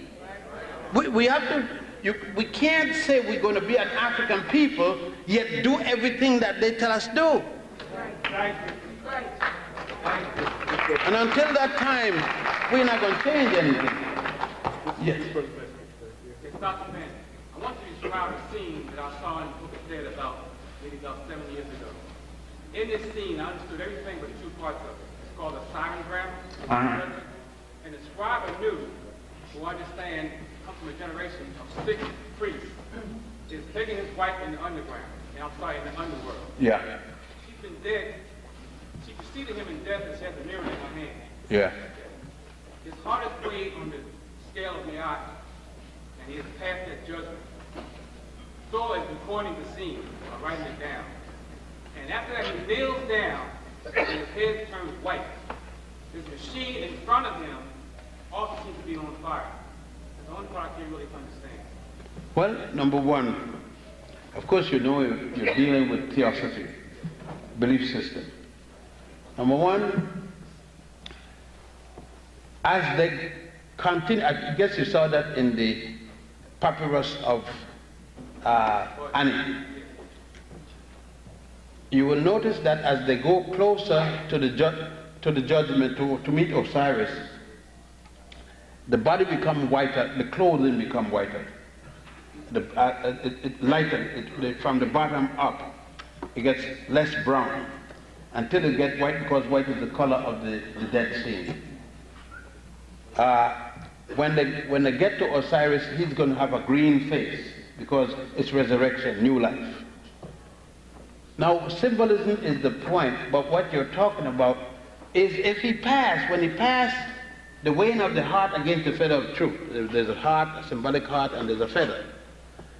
That Amut, the animal that's going to devour the heart. When he passes, it doesn't devour the heart. Therefore, since he now has his heart, he has blood to continue. If he had not passed, Amut would devour the heart. So they show symbolically, they have to show a different coloration. Just for, it would, in other words, it's part of it is symbolic, and they use color to demonstrate so that you can see the transformation of things going on. Because after that, after that, he's going to meet Ma'at. He has to still meet Ma'at. The weighing of the heart is with Ma'at. Now, why is white tutu carrying a mirror? And in this scene, above Osiris... Because she's seen her double, her image. Okay. Well, now, above Osiris, it has the upside down effect with the wings, with the balance. I couldn't understand these. That's Kepra. Okay. Kepra. Sister over here. Dr. Ben, could you enlighten me about the story of Queen of Sheba and Solomon, and the second part is Haile Selassie, the last heir or the last member of the Kedah and Solomon's family or bloodline? Wow. Well, first of all, let me put it in proper perspective. Makeda was not the queen of Sheba. She was the queen of Aksum, or Ethiopia, and the empress of Sheba. She was queen of Ethiopia and conquered Sheba. Sheba is on the Arabian coast, Ethiopia is on the African coast. When a queen conquer another queen or kings, she become an empress. So she was the empire. Sheba had become a part of the empire. I just want to clear that up. Now, the question with her and Solomon relates to Songs of Solomon, chapter 1. The most specific part of that is verses 1 to whatever it is till you get to chapter 2. This myth that when Makeda went up to Solomon. In this communication that went on between them, there came a time when she mated with Solomon. He was wise and she took all the money he had, a little bit of change, because her bodyguard was bigger than his whole army, and he was so wise, and she went to him with a little goat pasture country called Israel, as against this monstrous empire that she had. Having that, went and took his money, came back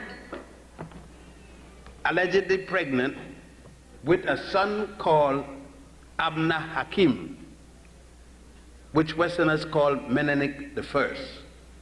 But the proper name in Ethiopian language is Abna Hakim. When he came at an age, he went back to the father. The father supposed to have the gold ring. This is in the Keber Nagets. The Keber Nagets is Ethiopian Chronicles of the King. Supposed to have been kept from the time of Makeda until Haile Selassie, Makorin. Abna Hakim was sent back to his father when he came 12 years with a ring. The father was supposed to give him some ark, send him back. His mother then abdicated the throne for her son. Ethiopia changed from the indigenous religion and adopted the Hebrew religion. So Ethiopia then became a Hebrew state. Back and forth, the Hebrew rule until all the way down to Chief Radik, one of the Hebrew, quote unquote, Falasharu rulers of Ethiopia. The point is that Selassie Makonnen is his name, Ras Makonnen. His father was the cousin to Emperor Menelik II, Abna Hakim II, famous Menelik of the Battle of Adawa. Selassie was only a third cousin to Menelik, the emperor, had no right to the throne in terms of succession.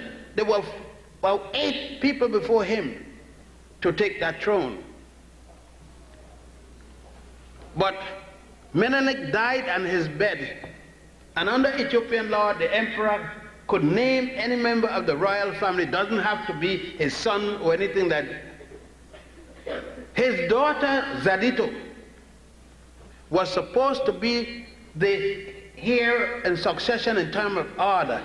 He bypassed her Menelik and named his grandson Zadito's child. His name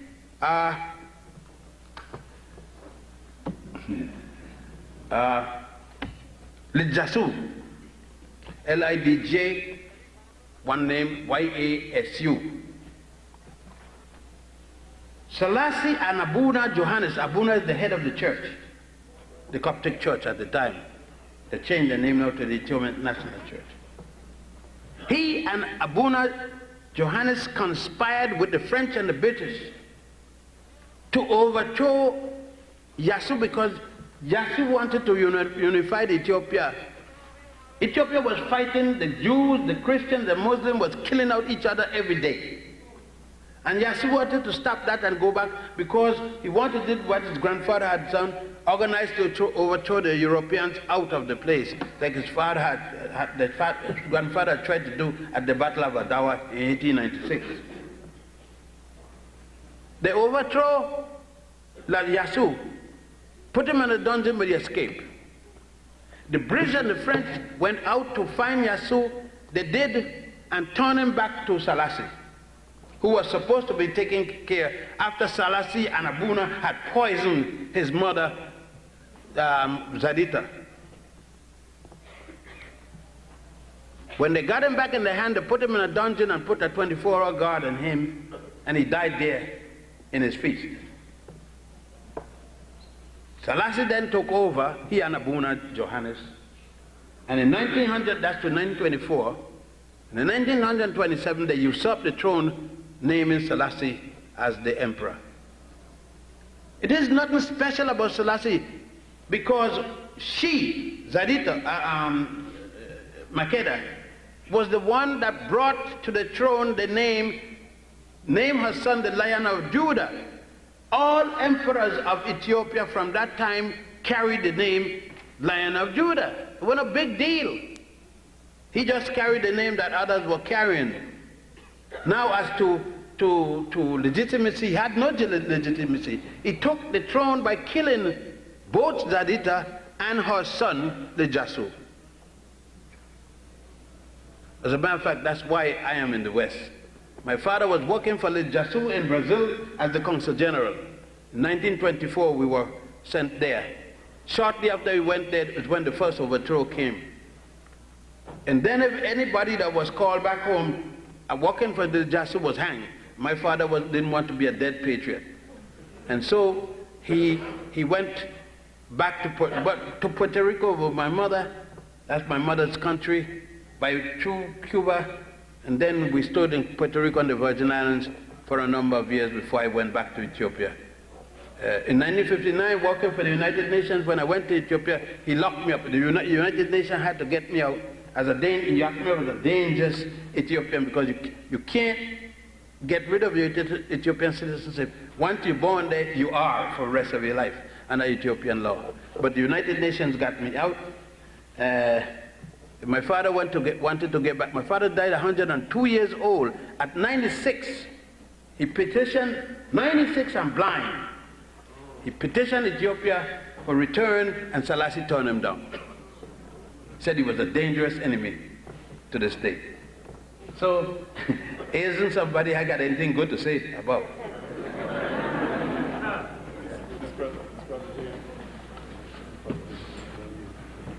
I just want to say first, Dr. Ben, I'd like to thank you for helping me from reading help me to realize and become free. And I know that you know what I mean. My question has to be, in terms of the Gnostics, do we have any more information on the Gnostics, and could you elaborate on some of the Gnostics? I think they will get the best reading about the Gnostic with regards to the argument between the Gnostic and Tertullian, the Gnostic and Cyprian, and the Gnostic and Augustine, the three African intellectuals of the Roman Church. Tertullian would be the best because Tertullian took the argument of the people. As you know, the reason that Tertullian was not made bishop by the church, although he introduced Latin to the church, was because he constantly took the side of the laboring people. Whereas Augustine and Cyprian were the intellectual type.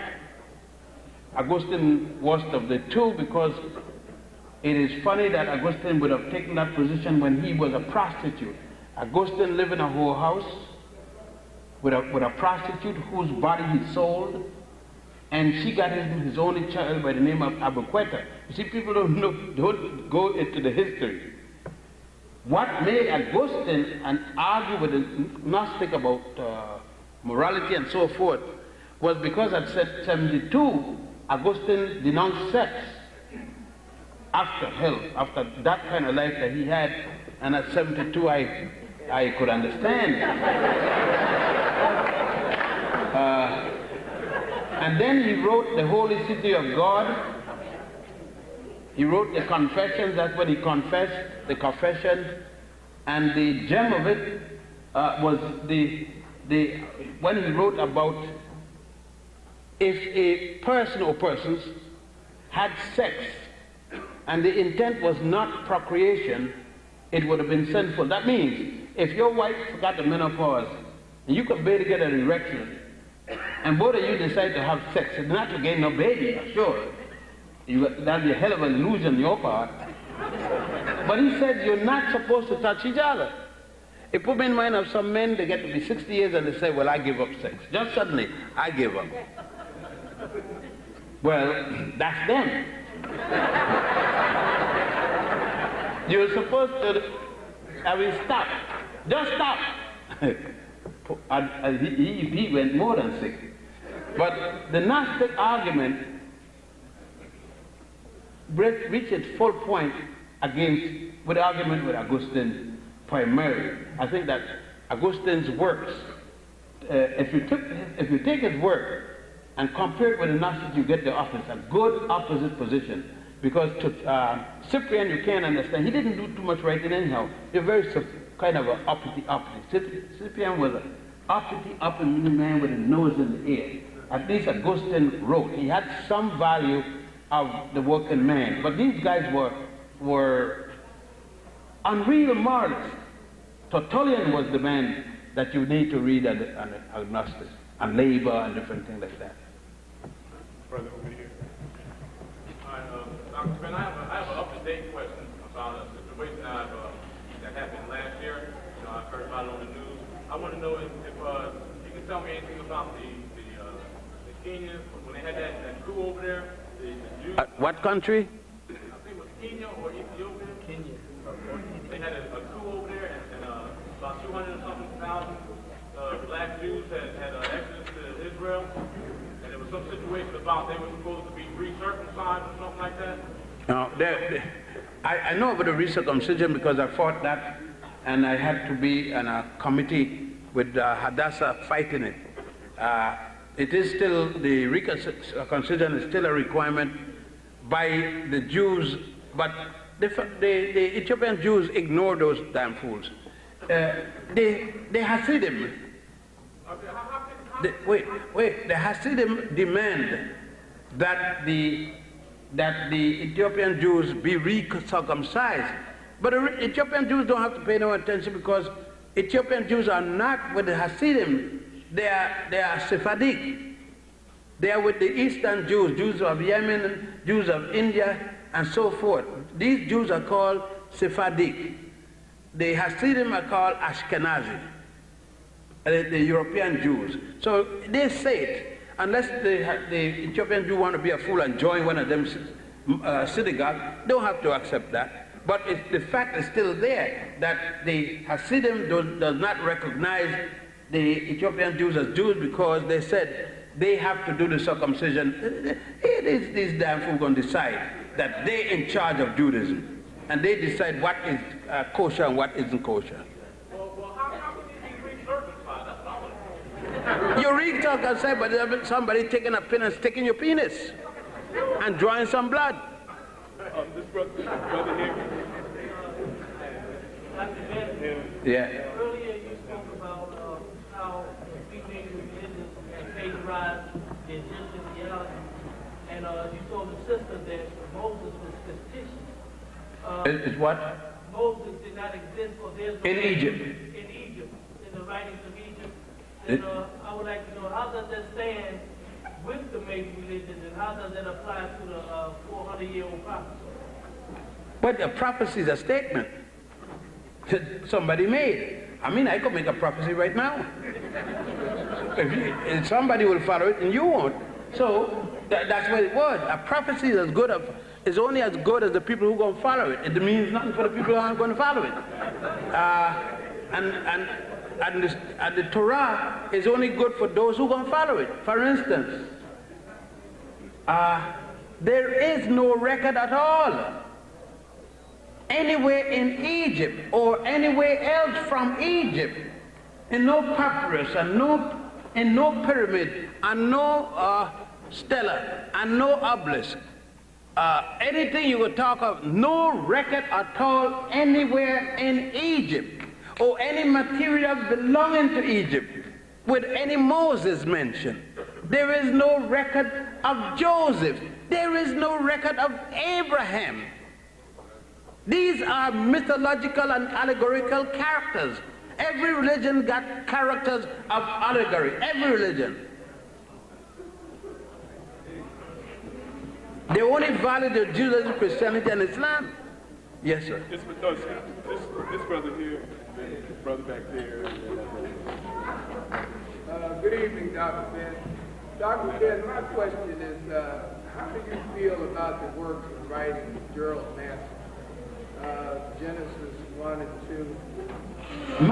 Massey was a renowned atheist. And Massey used the Egyptian writings and praised it, not that he supported it, but he used it to fight Judaism, Christianity, and Islam, and he used to show that this, of course he used the facts, and the correct facts, but he didn't particularly was proud of it. He used it because it benefited him to prove atheism. So I don't have no respect for Matthew, but thank heavens he did write something to prove his point as an atheist. This brother back there, then this brother here, this brother, and that's it. Stand up. All right. Good evening, Dr. Ben. The question I would like to ask is in terms of our development as students. One of the mistakes that I see that we make, specifically in terms of me as I was developing, is that we tend to get stuck in two different areas. The first is the present time. Those of us who say we got to do something now, we got to do it and ignore history, and those of us who get stuck in the history of ancient times where we want to be kings and queens again, but not deal with reality. How do we strike a balance?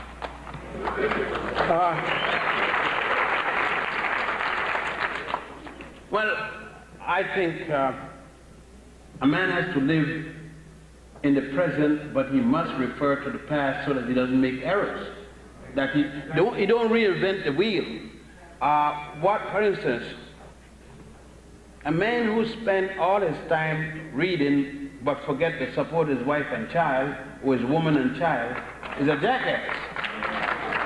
You have to deal with your realism. The realism: you must eat, you must be housed, and you must clothe yourself. You must equally see to it that those connected with you get those kind of benefits. That's your realism. Your realism is also, in order to make it possible that you can do those things, you must know what the past is, what you're dealing with, both past and future, past and present, and to be able to direct to some degree what the future will be. So then a man must look at all things. He can't just look at one and ignore the other. I can't tell you no better than that, because I will have to have specific cases. But in generality, a man must look at the past, he must look at the present, so that he can predict or determine to some extent the future. I'd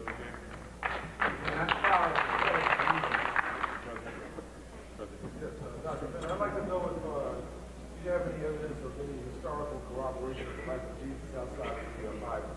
No, there is no archaeological corroboration of Jesus. There's 16 crucified saviors. The Jesus story is one of 16. For instance, there's a book by Percy Graves that gives you all of the 16 in one book. You don't have to buy 16 different books. It's called the 16 Crucified Saviors. Jesus is the last of the 16. There is a book, a book by Thomas W. Dones, Bible myths and their parallels in other religions, and he will show you this mythological figure, Jesus, how many societies had a similar figure. There's a book by Annie Besant called Christianity Before Jesus. There's equally one of the same name by John G. Jackson, showing you Christianity as practiced. What the things that are practiced that are now called Christianity, how many people had practiced them before the European figure. The Herculaneum worship of Isis shows you the transition from the Isis, Horus, Osiris myth to the Christian myth.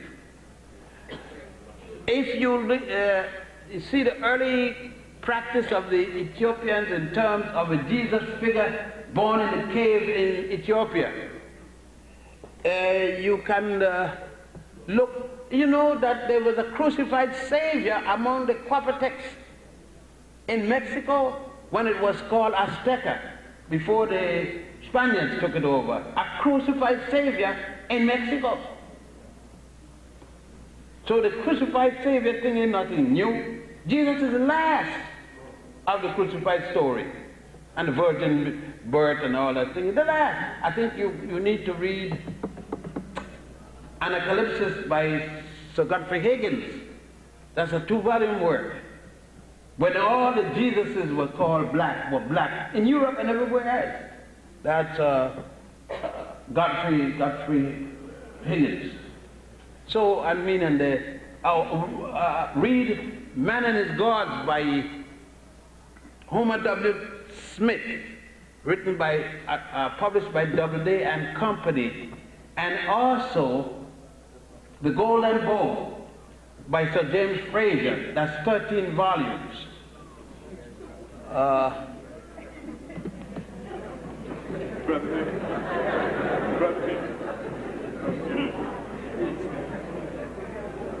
Yeah. Yes, can you tell me the origin of the term Asiatic black man? Is that an accurate term? Asiatic black man, that term come from Elijah Muhammad.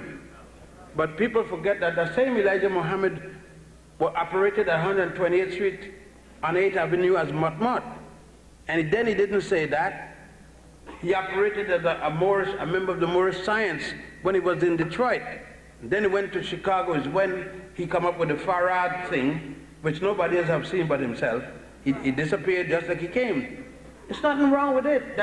He got his little, I don't blame him. Elijah had his program, and he put in his program, he put in thing. I think I got to be mad to think of a mad scientist named Yaakov who was trying to make people and make the white man instead. You know, let me put you. I don't have to be as mentally ill as a white man to not like him. I don't have to adopt the Protocols of Zion, that stupid book by Henry Ford, because Van Rothschild refused to loan Henry Ford money to mass produce his cars. They turned him down, and he got so and wrote this book about the Jews. I don't have to go as stupid as Henry Ford was. I got enough genuine things that Jews wrote and Jews did, including the role in the slave trade, the white Jews, to deal with them on the basis that I don't have to be just as stupid as them in order to look like a jackass and then disqualify myself. No. That's why I said, they could call me controversial, but the point is to shake my facts. Thank you very much. I'd like to, I was about the Jakub theory, but you cleared that up. I'd like to know, you followed the history resentment. I wonder towards that the white people have towards us. Was that an example of the resentment maybe that we had towards each other, or is that a learned resentment? Wait, women. Is that a learned resentment that we had towards each other, or whether this is a resentment that the white man has created by the fact of their existence, the way they were created, and how were they created? It has nothing to do with creation. If it had to do with creation, then if I mate with a white woman, I should get a monkey or a jackass. But if I wait with a white woman and she's fertile and I'm fertile, we're going to get a human being. My problem with white people isn't that they weren't made or from a human being or human stock and all that kind of nonsense. That is not my problem. My problem is social-political. I am not going to marry a white woman under no way thing.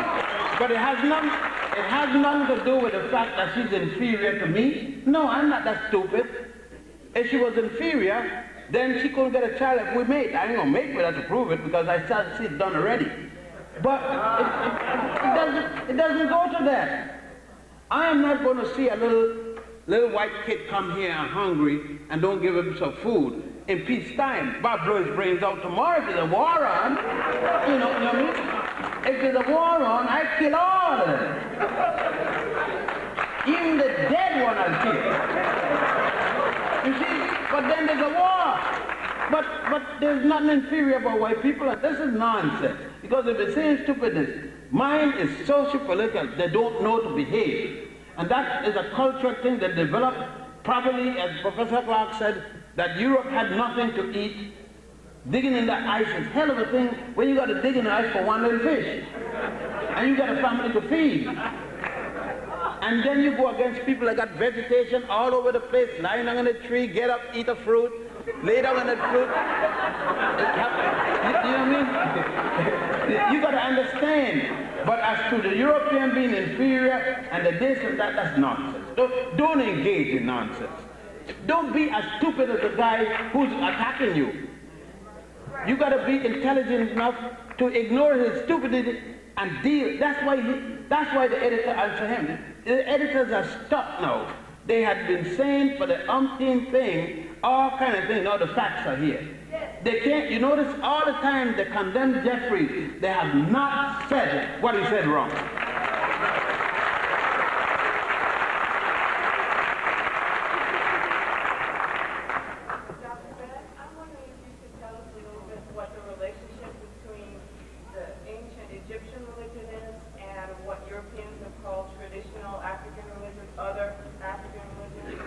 None. Our religion is a tradition. And our religion are ancestral. Jesus is dead, isn't he? He's an ancestor. You see, we use semantics to please ourselves and forgetting that other people do something. An ancestor is anyone that's dead, who we revere. Jesus is dead, Moses is dead, Abraham is dead. And all these characters that I named, people worship or revere them. And why can't Africans of any group, whether it be in Egypt or in Central Africa, revere their past tradition? Don't we go to the church and have communion? Isn't that tradition? Don't we have a cannibal service in church? Eat. This is my body. Drink. This is my blood. Isn't that a cannibalistic service? It gets worse. Look at the transition. Wash me in your blood, O Lord, and I shall be whiter than snow. Whiter than snow. Now it is a damn shame. Black as I am, wash me in red blood, and my blackness will turn white. Now that somebody don't know chemistry, there's some damn fool need to learn chemistry. You know where you going to put black and red together and it turn white? Even the devil can't do that.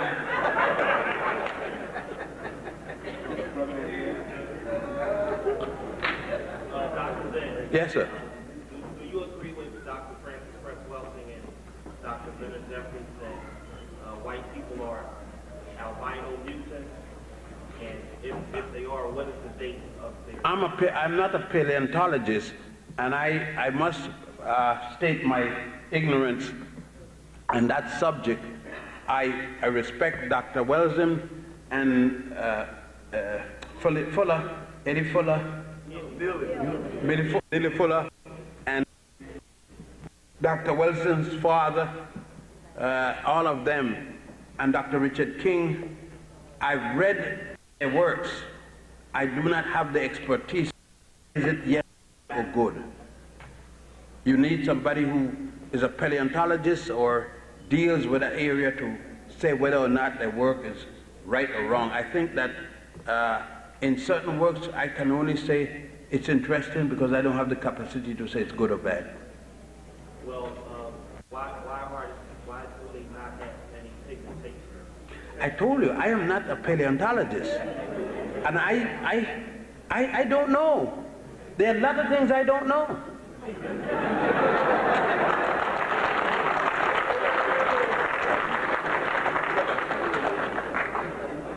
Dr. Ben, isn't it true that the Roman Caesars were educated in Egypt and the Greek philosophers in Sudan? What, the Roman what? The Roman Caesars. No, Caesar, the word Caesar means king. That's all it means. The Caesar, the king. Julius, Caesar, Julius the king. All right. No, I don't know of one king that came to Egypt for his education. I know Romans that came to Egypt for his education, but not necessarily any of the Caesars, including the 3 African Caesars, Honorius, Septimus Severus, and Caracalla. Now, I know it was the second part. Greek philosophy. Most of the Greek philosophers, except the pre-Socratian philosophers from before Socrates all the way to Thales, came to Egypt. Pythagoras and others even wrote extensively about the gifts of goblets, silver goblets that they made. Many of them wrote about the pain they had to suffer with being of the age they were when they came to take the circumcision to start the classes.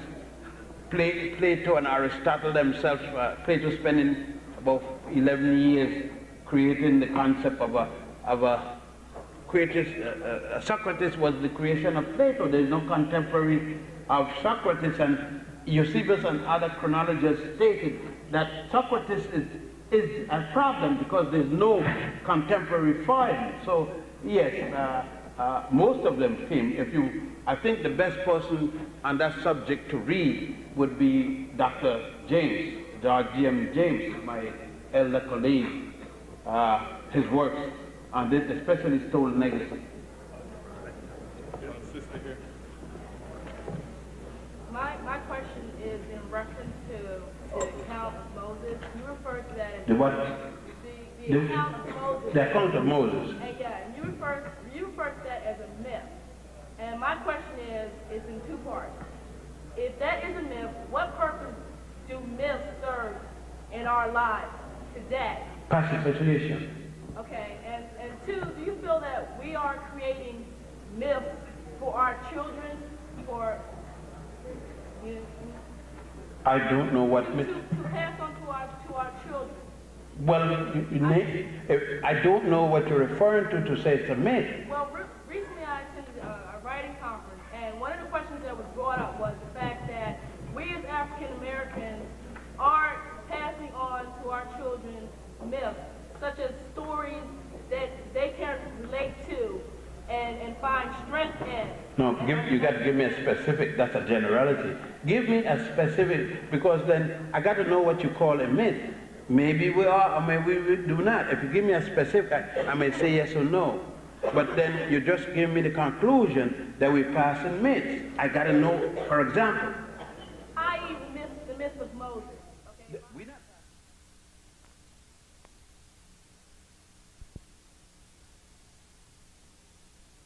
If we take the story of Martin Luther King and his struggle and what he did for black people, how do we translate that in? Is it possible to translate that into a myth? Oh, yes. Should we? If we say, for instance, that we say that when King was here, he was so great that nothing could hit him, even if somebody fired a bullet at him, it would not touch him. It would just glide off. That's a myth. I don't know anybody. I know his wife ain't gonna pass that myth, because she ain't got the man in the night. She know that there's no myth. He ain't there. And she wished that myth was true, because she's getting tightened up, you know what I mean?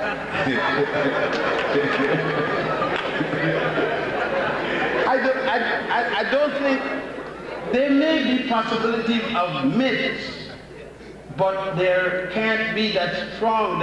Eventually there may be myths coming out of King, because the older revered ones are lost, the more myths come about, and eventually there will be that King never did anything wrong. We got a certain thing about King is when what the fellow name said that King had that woman in the hotel. Here in Philadelphia, by the way, Philadelphia is a very noted town. A lot of the people got angry. Why not? Why couldn't King have a little bit of tail into the Philadelphia? They're not wrong with that. Most Baptist ministers get a little extra. And I don't think that the members was mad. If that would keep the brothers the thing straight, Get it, you know, a brother needs to get his brain straight. And if them cobwebs could be, if the sister was willing to give him a contribution, why not? I don't think nobody paid any attention about that. White people was all mad because he got a little bit. But what the guy named King, at least King was a man. What the guy named was peeping. He went to look, he peeped. He didn't do that, he just peeped. Now, I think King was more of a man that get a little bit than to peep. My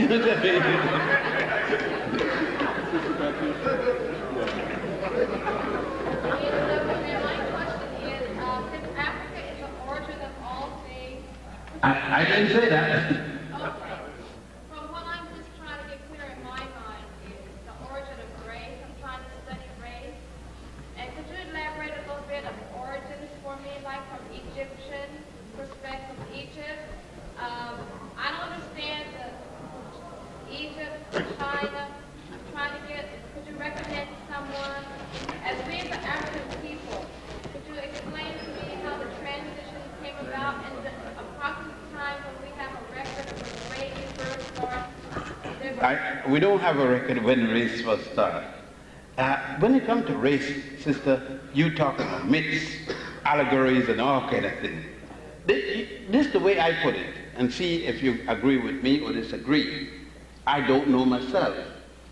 Now, this is how I deal safely. I say, the oldest known, hear that word I just put there?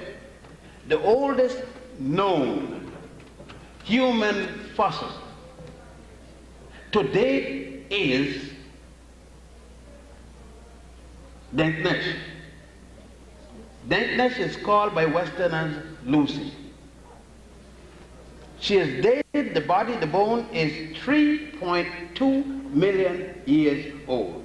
The oldest male human fossil known is Zinsanthropus poeti, dated at 1.7 million years old. Remember I said? No. Now, suppose in the morning they dig up one older than that. I'm not wrong. I said the oldest known as of this moment. So that's the only thing you could be correct on, sister, is the oldest known to date. No one knows who is the oldest or who is the first. We don't know. They call so-called missing link. Nobody knows. Anybody tell you who's the oldest? He is out his bird and she's out their bird. If they knew that much, you think they'll be here talking about they'll have been out there writing all kind of books. They'll have been out there selling all kind of dirt. Nobody knows who's the oldest. It is racist to be racist to say that you know who's the oldest. And it is the guy that got anybody needs that doesn't have no strength in his own race. He's begging the point. He's begging the question. I don't need it. And you don't need it. This brother here. Dr. Ben. Yes, sir. Tonight you spoke about spirituality and religion. Can you differentiate between what spirituality is? Yes, spirituality is the belief in, the practice, the doing of. Religion is the organization around which spirituality is used. Religion is a business.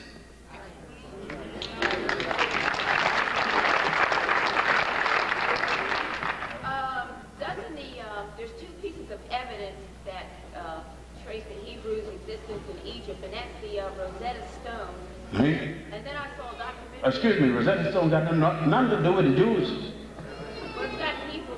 Rosetta Stone is a linguistic slab. It deals with in two language groups. It shows the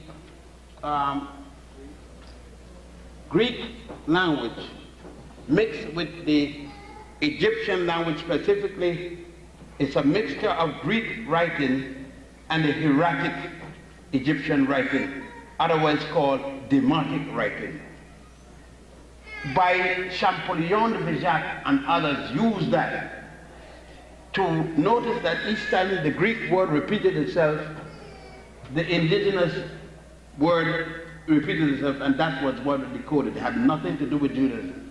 Okay, and then I saw a documentary on Channel 12 about the research trying to find evidence in Egypt of the Hebrews, and that They're trying to find the evidence. That's when they find it. They found tiny metal scrolls, maybe an inch big, and I saw that in the Egyptian Museum. But the point is, you find scrolls at what period? The Jews living in Egypt right now.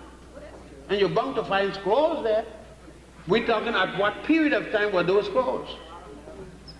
The Jews didn't have a single scroll in Egypt because the first time they make a scroll was at the Sanhedrin, and they were in Israel at that time, and that was supposed to be after Joshua knocked down the wall of Jericho.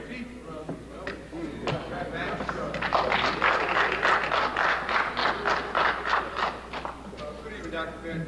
Could you elaborate on the term, he was a man, but he walked like a tree? Yes, that's a Christian terminology. It meant a tree walks in this manner. When the wind blows, the tree goes like this, but it goes no place.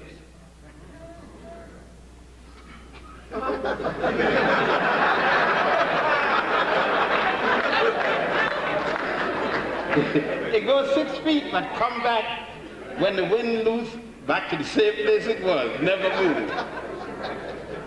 Brother here. I'd like to ask you a question relating to present day circumstances. The New World Order, centralization of power, from the European perspective. In your opinion, what do Asian people fit into this picture? Are they swaying to the side of Europeans, or are they neutral, or are they... Asians will tend to stray to the side of the European because people generally swing to economics. He who pays the fiddler calls the tune. And until we realize that, you see, we get this nonsense affiliation because we're the same religion, affiliation because we dance the same way, and all this kind of nonsense. Nations are like human beings. They go for what benefits them most. Don't expect Asians to come here and join with you when you're at the bottom of the social league. Nobody go to a country to join the bottom. So when you travel, you think, I'm in Egypt now. Do you think I'm going there to live at the bottom of the heap? I'm going back next Saturday and next Friday to receive an award from the president. They were going to jail me last year. Last year they charged me with treason and all kind of things. This year the president is going to give me an award. You see, they find they think that they said they were wrong and they were not wrong, and now I brought so many tourists. They don't want me to stop bringing tourists, so they're going to give me an award now. But last year they almost killed me. You think it's because this president suddenly loved me? No. He know it wasn't worth killing me, and he want to make sure that I bring some more money again. But, you know, you think I got going there to Egypt to go and look and said, no, I want to be the poorest guy sleeping on the street because I love poor people. Like hell. I love poor people, but I can help poor people with $1 in my pocket. I can't help them with no money. So I got to be in a position to get the money to transfer it to them. So we got this love business and this romantic love. You know what I tell my daughter? If I see you come here with a broke guy talking about you gonna marry him, I gonna bust you behind. What can a broke man do for you? You broke, he broke. You're gonna starve to death. So you come here, tell me, Daddy, I am in love with this fellow. He got a good job, he got some money in the bank, then you could love. Daddy, you cannot love broke. It doesn't allow it. You know you hungry? The woman hungry, you go talk, baby, let's love. Love on an empty stomach, the next thing gas going all over the place.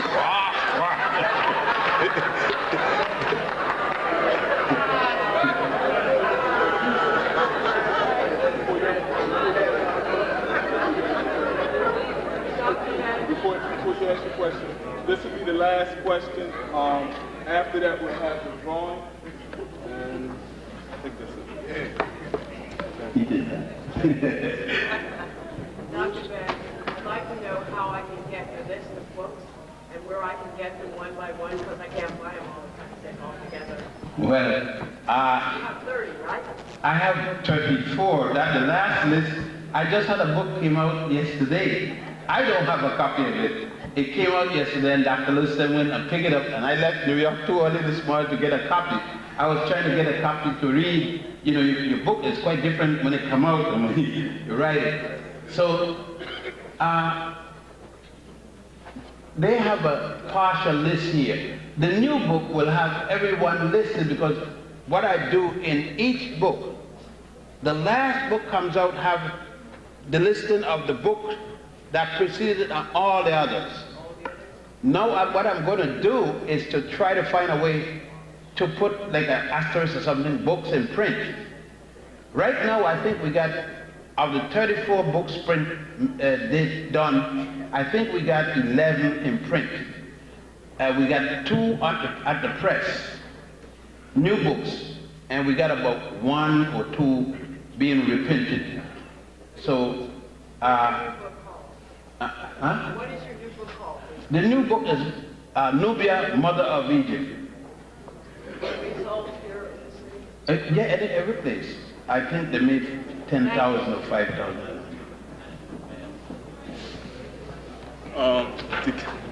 Once again,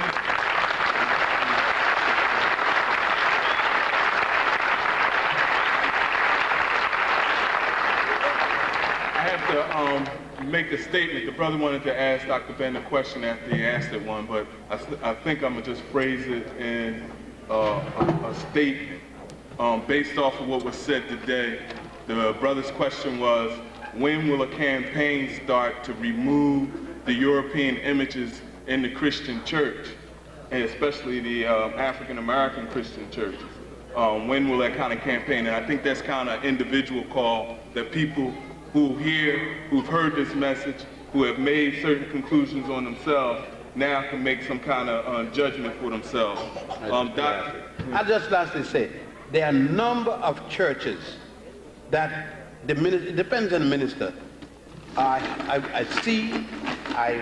go to churches and we see some take the pictures out altogether or any symbols, some use brown or black, and for instance, there's a very conservative, and I don't need to call name, big Baptist church in New York, very large, about one of the big, they got about 13,000 members. They have to have 3 services on Sundays in the morning.